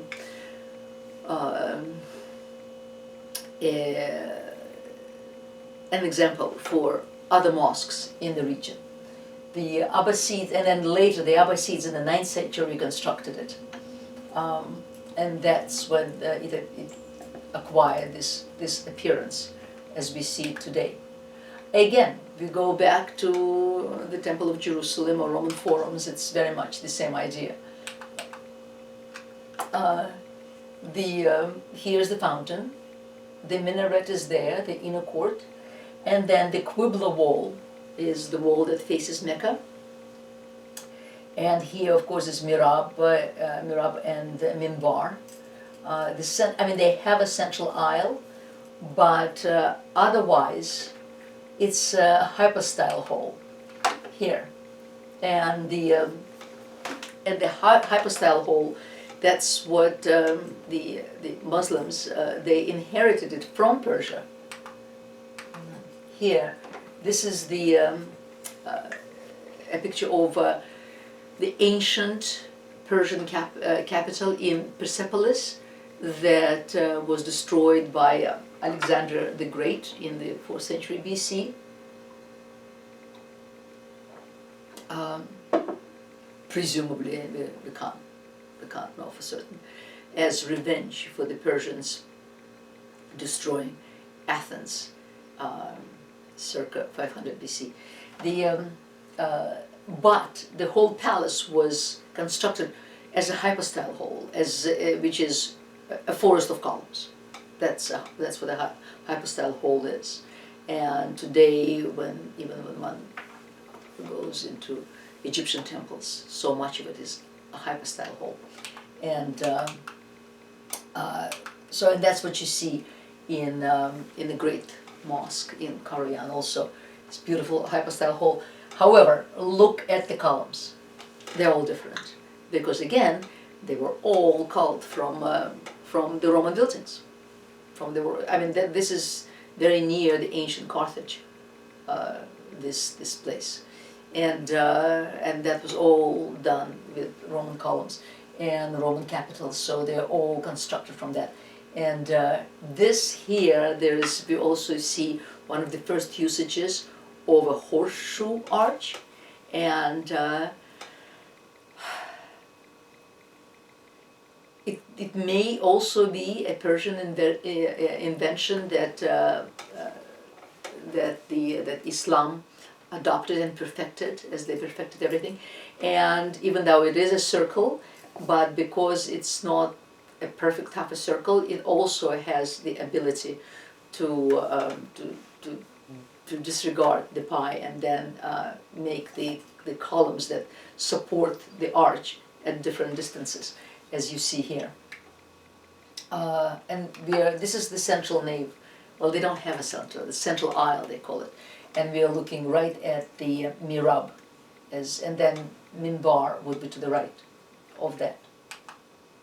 here. It's beautiful. I mean, when you walk into these mosques and into these hypostyle halls, it's really quite astonishing. And the best, of course, is Cordoba, and we're getting there.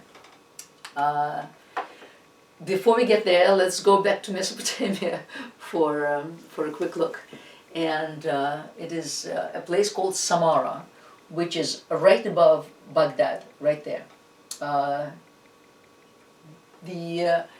And the Great Mosque of Samarra is extremely famous because it's a snail shell. It's a corkscrew, and it was built in the 9th century. It was commissioned by the Abbasid Caliph, who reigned in Samarra for quite a while, in fact, in the middle of the 9th century. Again, it was destroyed by the Mongols. Now only the outer walls survive. They did not destroy the minaret, thankfully. And the minaret has become extremely famous, as you can imagine. So originally the minaret was connected to the mosque itself by a bridge. And I mean, the whole idea of minarets, I mean, one doesn't really need a minaret. One can just climb on the roof and call the faithful to prayer. Climb on any fairly tall building. I mean, it's a huge exercise to climb up that minaret, at 5 o'clock in the morning, you know, and then in the middle of the day, and 5 times a day in the heat. But one looks at them and then one thinks, well, of course, the fortification walls and the fortification towers, that's one way that that the Arabs must have come up with the idea of the minaret. It's a tower, essentially. But then you kind of look at this and say, maybe ziggurats in Mesopotamia. But then again, maybe the lighthouse in Alexandria. That's another possible explanation, because I mean, it still existed, I think, in the 6th century, in the 7th century. I don't know. Well, now it doesn't. Now there's just. Yeah, I'm not sure when the lighthouse went down. Right, but even if it was partially destroyed, there was still a lot of it was still there, I have no doubt. And I'm sure it was still a tremendously impressive structure.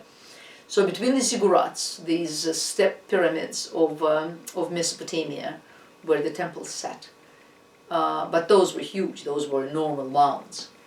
The Roman fortification towers, the Lighthouse of Alexandria, so who knows, maybe all of it contributed to creation of these minarets. But this one is unique and was never repeated as a spiral. Oh, 1480. That's when it, so it was very By an earthquake. Oh my God. Also, it was very much there then. Yeah. Poof. That's a great, I mean, this has been reconstructed, as you can see, of course. It's called the Malwiya minaret. It's part of the Great Mosque of Samarra. Was originally connected to the mosque by a bridge, and also was constructed in the 9th century, sandstone, unique, 165 meters, no, 165 feet high, and Malwiya translates as twisted or as a snail shell. So that's one of the, and it was, chances are, it was probably completely covered by stunning tile and geometric design.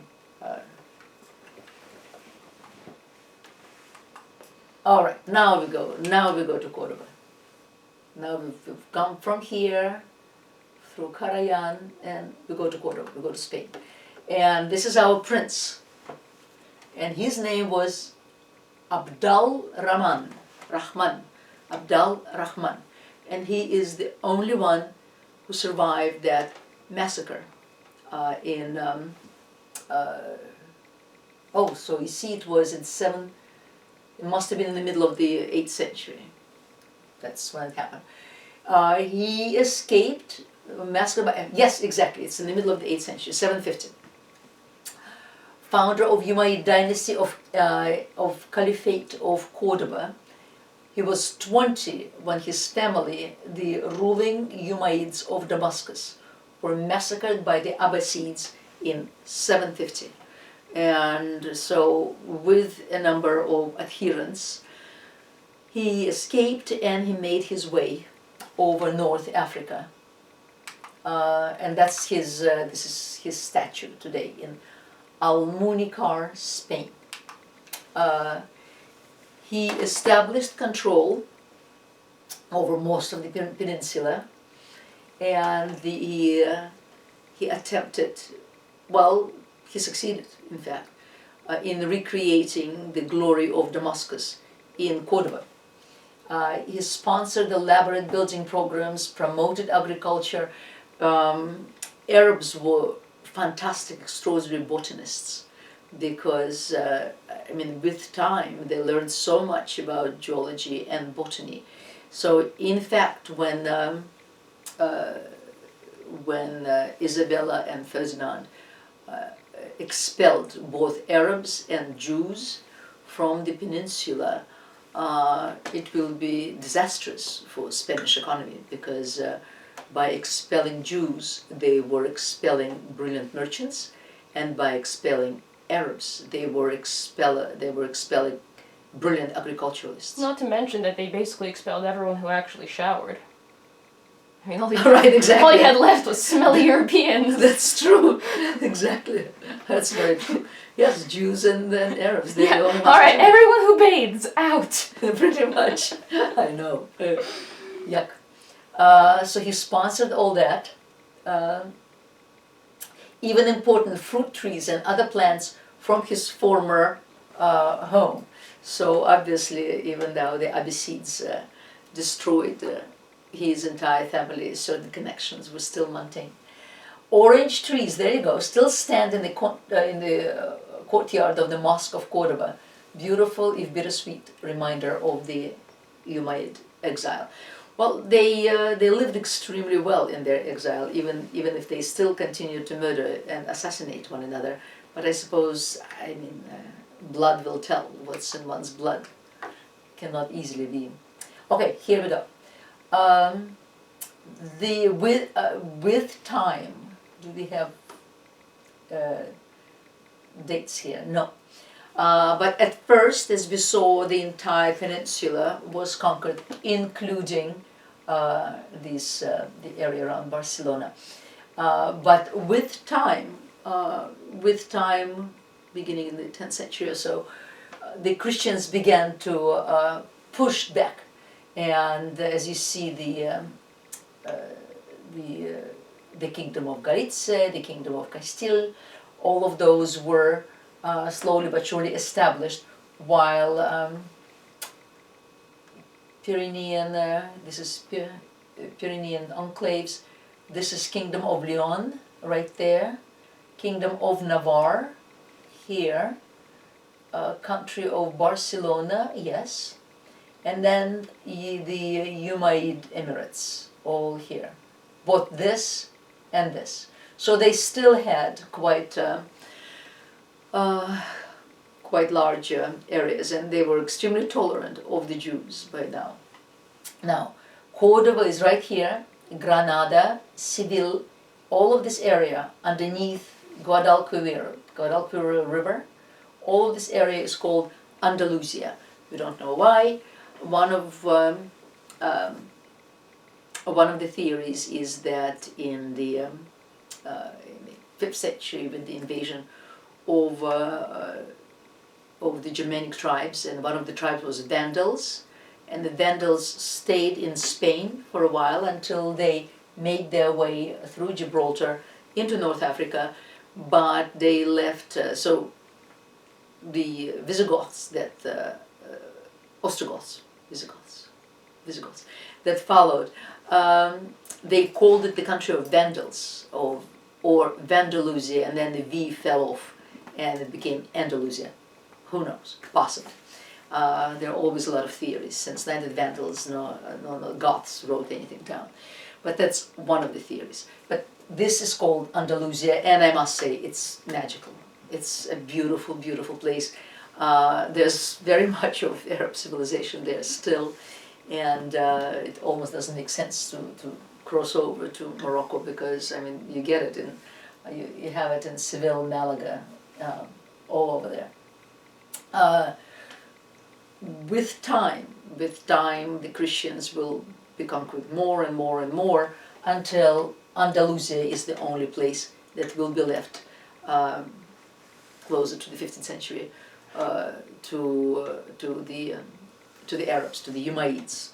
I mean, in the 14th century they were already very, very hard pressed. Toledo is another place that is fascinating, because it will be a center, an extremely tolerant center for Arab science, for Jewish science, Christians too, and even today it's beautiful, beautiful place. It's very close to Madrid. Madrid is not on this map, oh well, but it's very close to Madrid. But we're going to Cordoba first, then Granada. Seville has a spectacular cathedral. Here's Cordoba, and then it still has this tremendous mosque, the great mosque of Cordoba. I'll explain this building in the middle. Historians believe that, again, it was first temple to a Roman god. They think it's Janus, the god of two faces. The temple was converted into a church then by the Visigoths, yes, who seized Cordoba in 572, but before that there were Vandals. And then next the church was converted to a mosque and completely rebuilt by the descendants of the Umayyads. What you see here, I mean, this is a very, what happened here, I should have put the plan in. It was smaller at first, but the river is here, so they couldn't go any further, so they expanded to the other side. And then when the Reconquista happened in 1492, consequently in the early 16th century, the Catholic Church destroyed part of the mosque, which was horrific, and built a Catholic cathedral right in between, right inside, in between. And Charles V, in fact, who was the grandson of Ferdinand and Isabella, when he came, and who will be the emperor, the emperor of the Holy Roman Empire, but also, of course, king of all the newly conquered lands in the New World. When he came to Cordoba and he saw what they did, he said, well, you've destroyed something utterly unique and built something that you could have easily built somewhere else, which is very true. And here it is. This is, I mean, it's still there. I call it the Hall of Mirrors.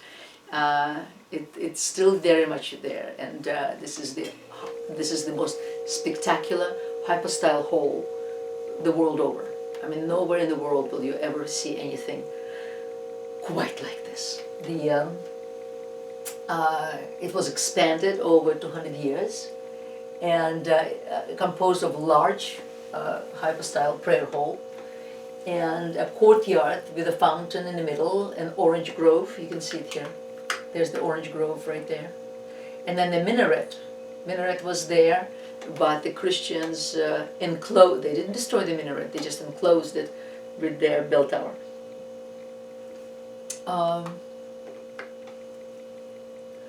The expansive prayer hall seems magnified by its repeated geometry. It's built with recycled ancient columns. Because, well, that was the Roman Empire. There were a lot of Roman buildings again. But the combination is completely striking, because it's some of these horseshoe arches. You see, there are two-tiered arches. There's one below and one above, and they're all symmetrical, of stone and red brick. And then I wrote, it's like a hall of mirrors. It is. It's it's an amazing space. Here it is again, with the double arches. And then this is the Mihrab, which is just splendiferous. It's so gorgeous. And yes, a lot of calligraphy around, of course. So the focal point, the famous arched Mihrab. The Mihrab in Cordoba is framed by an exquisitely decorated arch, behind which is an unusually large space. Over there, there's the arch. The gold, it's the space of a small room. It's not just a niche. It's an actual little small room there. And then gold tesserae, which is small pieces of glass with gold and color backing, create a dazzling combination of dark blues, reddish browns, yellows, golds that form intricate calligraphic, these are all calligraphy as you see, bands and vegetable and floral motifs also that the Umayyads and the Abbasids were just so intoxicated with, literally intoxicated. And it is intoxicating. I mean, here it is. This is what it looks like. And then we haven't even looked at what this dome is like. Even the Catholics didn't dare destroy it. The dome. So here's the dome, built of crisscrossing ribs, as you see, that create pointed arches, and they're all lavishly decorated with spectacular gold mosaic. The technique anticipates Gothic rib vaulting, but actually it's almost good that we're doing this lecture now, because I mean that's where Europeans got so many of their ideas, not only philosophical ideas, textual ideas, but also artistic and architectural ideas. And it's a prime example of the Muslim world's ability to develop brilliant architectural styles based on pre-existing regional traditions, as we talked about before. Here's an extraordinary combination of the familiar and the innovative, formal stylistic vocabulary that can be recognized as Islamic today. And here's the dome. Wow. Okay. Yeah, there's the dome. And it's Byzantine style mosaics. I mean, it's all trellises here, you see, and floral motifs, and some geometric motifs. This was the fourth Mihrab built for the mosque, and was so opulent that even Christians who converted the mosque to a church in the 13th century, could it be 13th century? I have to, when was Cordoba? I know Granada was the very last stronghold. All right, maybe it was earlier then. Here, look. Wow. I know. Wow. Christians were already there in the 13th century. I'll look. It's absolutely phenomenal. Yeah. Here's a painting, and here, in fact, I didn't include them. This is a totally different type of an arch, as you see here with the flying arches, and this is right next to the Mihrab itself, and it's even more lavish than the double arches. These scalloped arches are even more spectacular and lavish than the other double arches in the prayer hall. Old Moor Persian holy war against Christian in this is in Baltimore. Mm-hmm. This painting is in Baltimore. Yeah. And here, this is what it looks like. This is the prayer hall. You see those roofs, and then out of this sticks out this cathedral, and here it is. I mean, right? What a drag. Yeah, it doesn't even have beautiful some Michelangelo fresco. I never even mind Michelangelo. Even something like Malta Cathedral that has spectacular frescoes in the spectacular cathedral. St. John. Mm-hmm. Yeah, what a drag, exactly. Well, he was right. You could have just built this anywhere else. There, you can still see the entrance into the prayer hall. Wow. I know, but it's literally just stuck right in the middle. You walk around this incredible hall of mirror, and you find yourself in something completely innocuous, really. Yeah. And our last stop on our journey through the Islamic land is this spectacular city of Granada, and which was the last stronghold of Islam in Spain. The palace is called the Alhambra, which is Alhambra is the town on high, as opposed, I think, to El Medina, which is the town on lower. And so it was completed, you see, towards sort of the middle of the 14th century, and within 150 years it will be taken over by the Christians, and a number of the buildings actually will be destroyed in the Alhambra. And Mohammed V, Sultan of Granada, Caliph, must be called a Caliph, Mohammed. I double check, because Sultan usually comes with the name of the Mongols and the Tatars. Sultan means power. Actually, the crescent moon, now that I'm thinking of, now they mentioned the Ottomans, the crescent moon really only came into as a symbol of Islam only with the Ottomans. 14th century, 15th century, because Islam didn't have a symbol like a cross, for instance. So it didn't really, and the crescent moon was a late adoption. And the crescent moon was a symbol of Diana, for instance, the goddess of hunting, and it was a symbol in many lands because it's very eloquent. But the Arabs really didn't adopt it. I mean, the Muslims didn't, because the Arab civilization was destroyed by the Muslims, by the Mongols.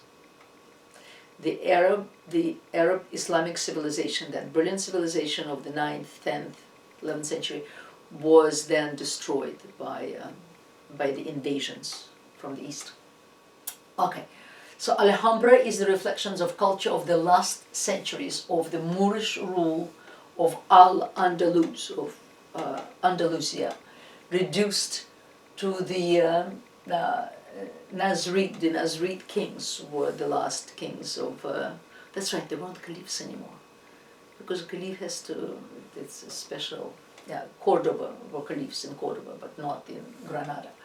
It is a place where artists and intellectuals had taken refuge as the Reconquista by Spanish Christians won victories all over Andalus, so they all then escaped to Granada. So maybe Cordoba was in fact conquered already in the 13th century. I'll look it up.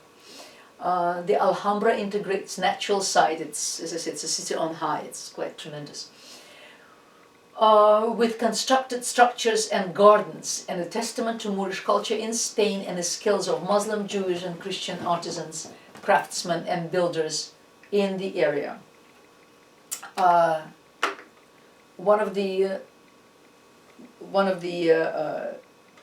very famous, I mean, everything inside is just stunning and gorgeous, but the Court of the Lions is very famous. We don't know where the lions themselves come from.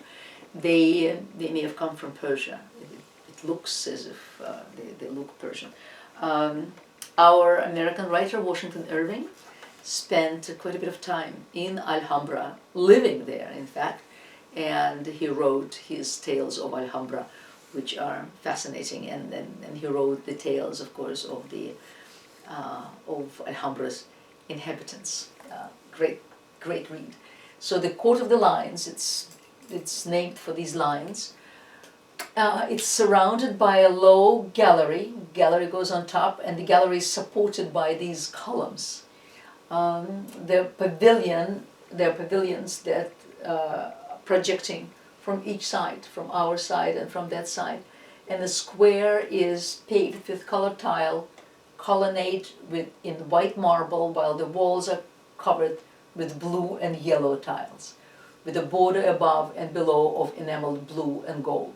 The columns supporting the roof and gallery are irregularly placed. Yes, you see there the double, double, single, double, then single, single, then double. But in the sunlight, when all these tiles reflect light, you just feel you're in paradise, because it's just astonishing. So everything is adorned by varieties of sculptured foliage, right there. And above each arch there is a large square of stucco arabesques, right there, those squares. And over the pillars is another stucco square of filigree work. Here, I mean, everything here is. It just looks. There are no walls. Everything flies. It's disembodied. It's fragile. It's like a breath of bitter oranges. Everything smells with bitter oranges because of all the gardens, and of course the fountains. It's hard even to imagine such absolutely exquisite existence as these people must have led. And yet the danger was all around them, of course. I mean, they knew they were living their last. They knew these were the last generations.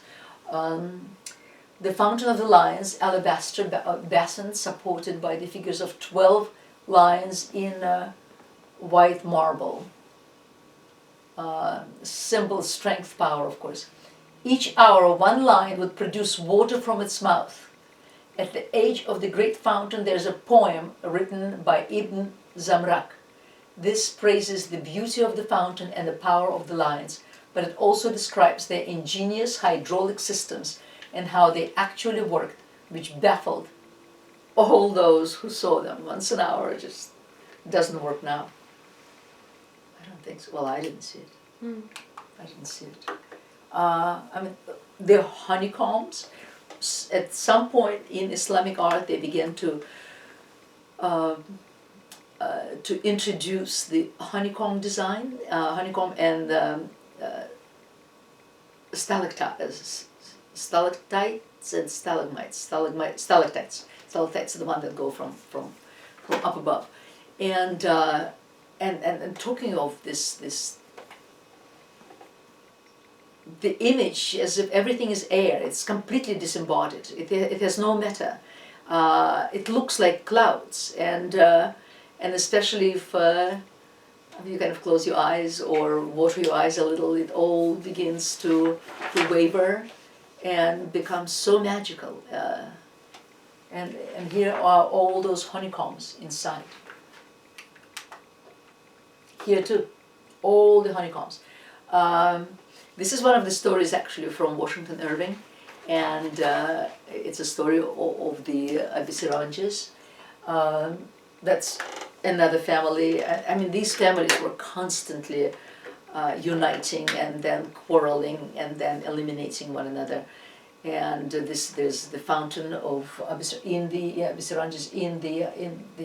Alhambra, and in the legend.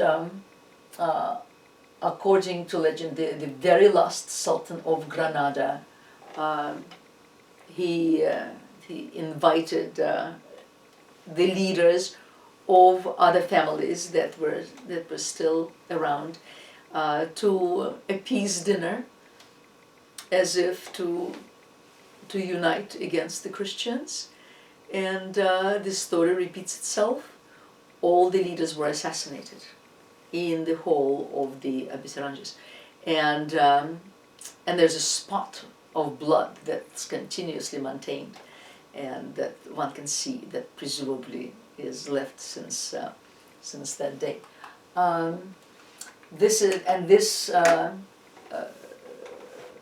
cupola, and speaking of the honeycombs, I mean, there's nothing like this. Here, there. I mean, look at this. This is just, it does seem as if bees made it. The room is a perfect square with a lofty dome and trellised windows at its base. The roof is decorated in blue, brown, red and gold, and the columns supporting it spring out of the arch form in a remarkably beautiful manner. So, I mean, you have to kind of see it for itself.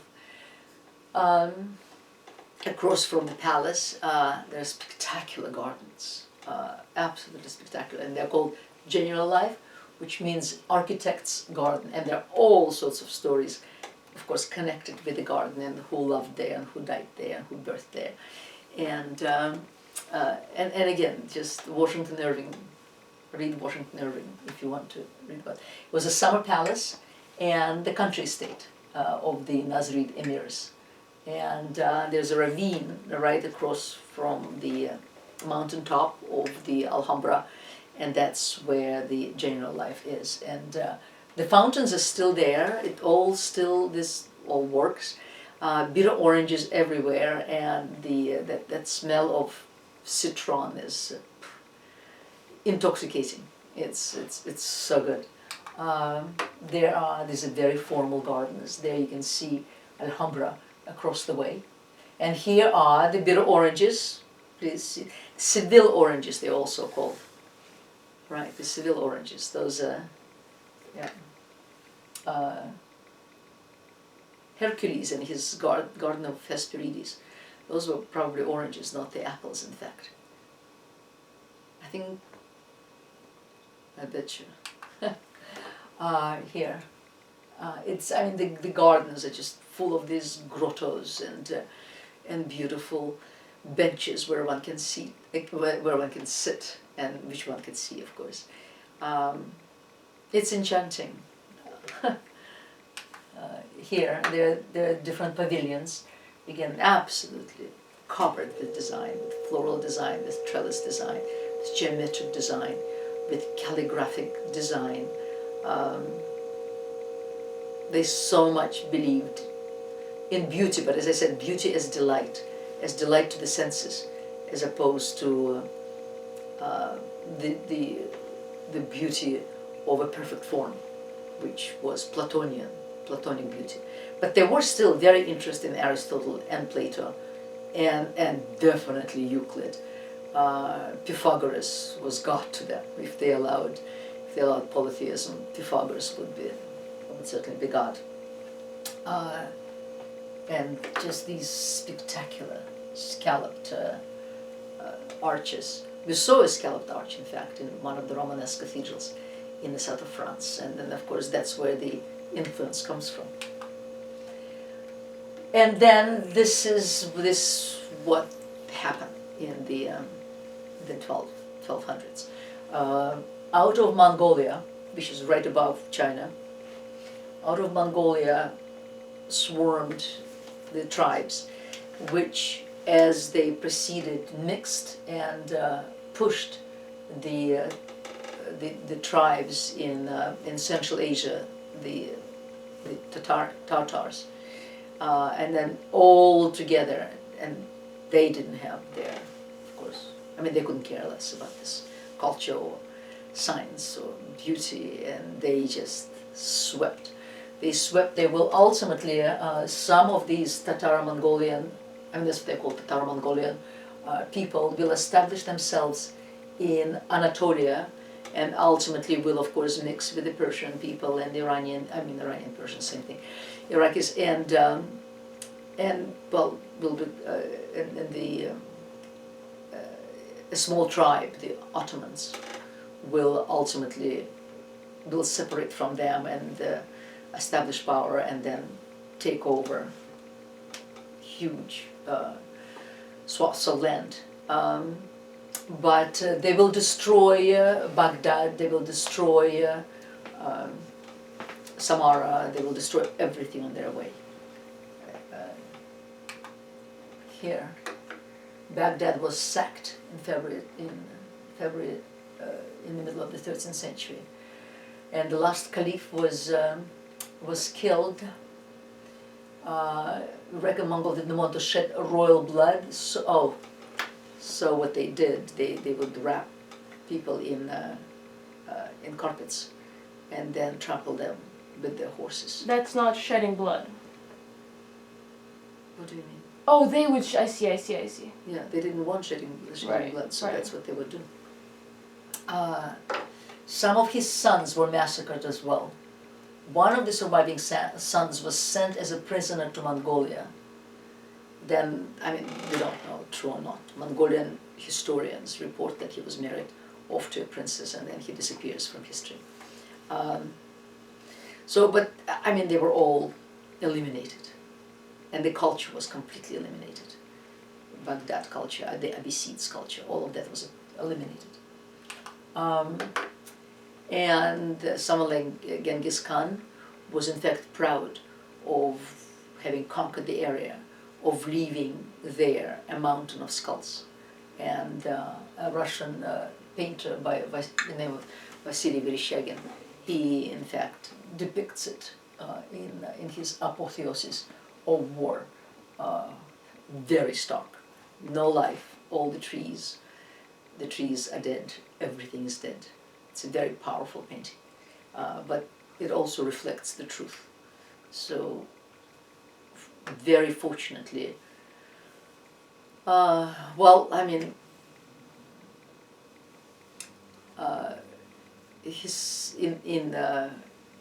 in Spain, the Arabic civilization didn't have long to survive either, because by this time it seems that only Granada held off, and it only held off because it paid tremendous tax to the Christians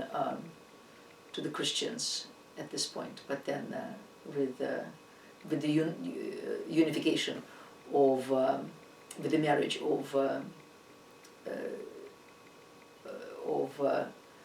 Ferdinand and Isabella, they just figured enough is enough, and then they destroyed Granada as well. So here, I got it from one of the books, don't remember which one. There's Mongolia, right here, there's China. Mongolia swept right here into Russia, and then Russia was, it's called the Tataro-Mongolian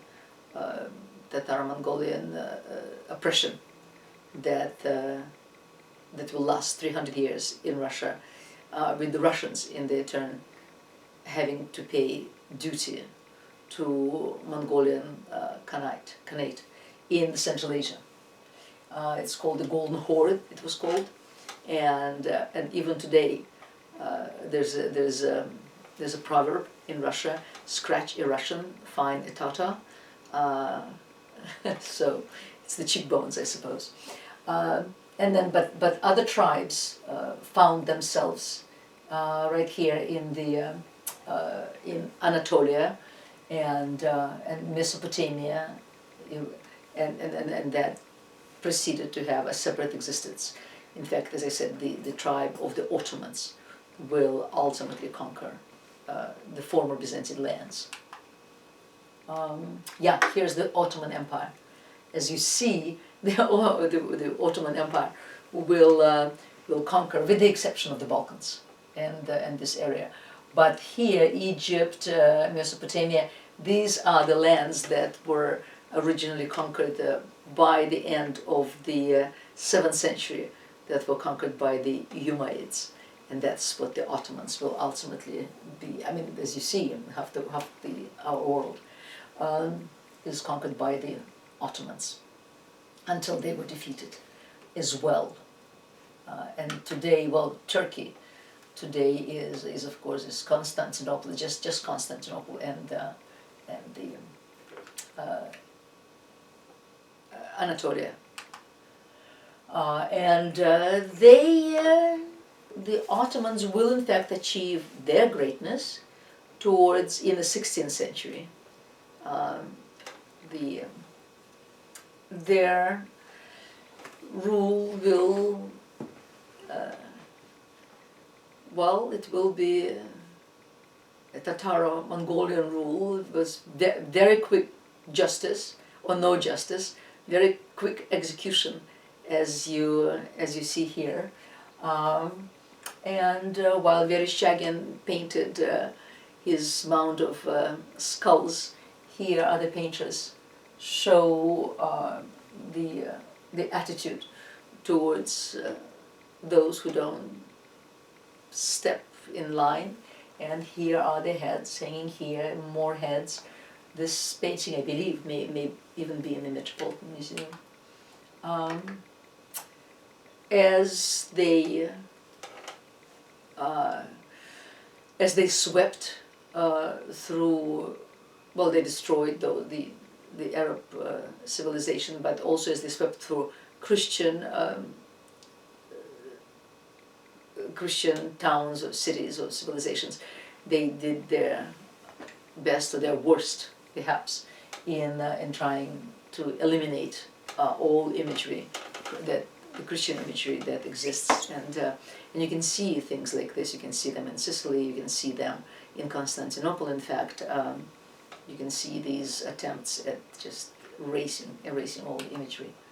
But under Suleiman the Magnificent, in the 16th century, the Ottomans did achieve probably the height of their civilization. They, by that time, of course, they have long accepted Islam and adopted a number of achievements accomplished under the golden age of Arabic civilization, what they could get their hold on, what they did not destroy originally. And calligraphy continued to be of great importance, and this is called a tugra, and the Ottoman tugra is a calligraphic emblem of the Sultan's authority that was included in an official documents such as firmans, the royal decrees, endowments, correspondence coins. Used by the first Ottoman Sultan in 1324, it later developed into a more complex form that included 3 vertical shafts and 2 concentric oval loops, here and here. On the left, it consists of the name of the reigning Sultan, his father's name, his title, and the phrase, "the eternally victorious." And it's beautiful. And the tradition, of course, of the floral and trellised calligraphy is all very much there, but the age of Arab science and Arab greatness will never be the same as it was back in the 9th, 10th, 11th centuries. Well, this was our last lecture, and I'm so sad that we didn't see each other face to face in the end. But hopefully, well, maybe when all of this is over, we'll get together. And thank you very much, and please stay safe, and have a good summer. Goodbye.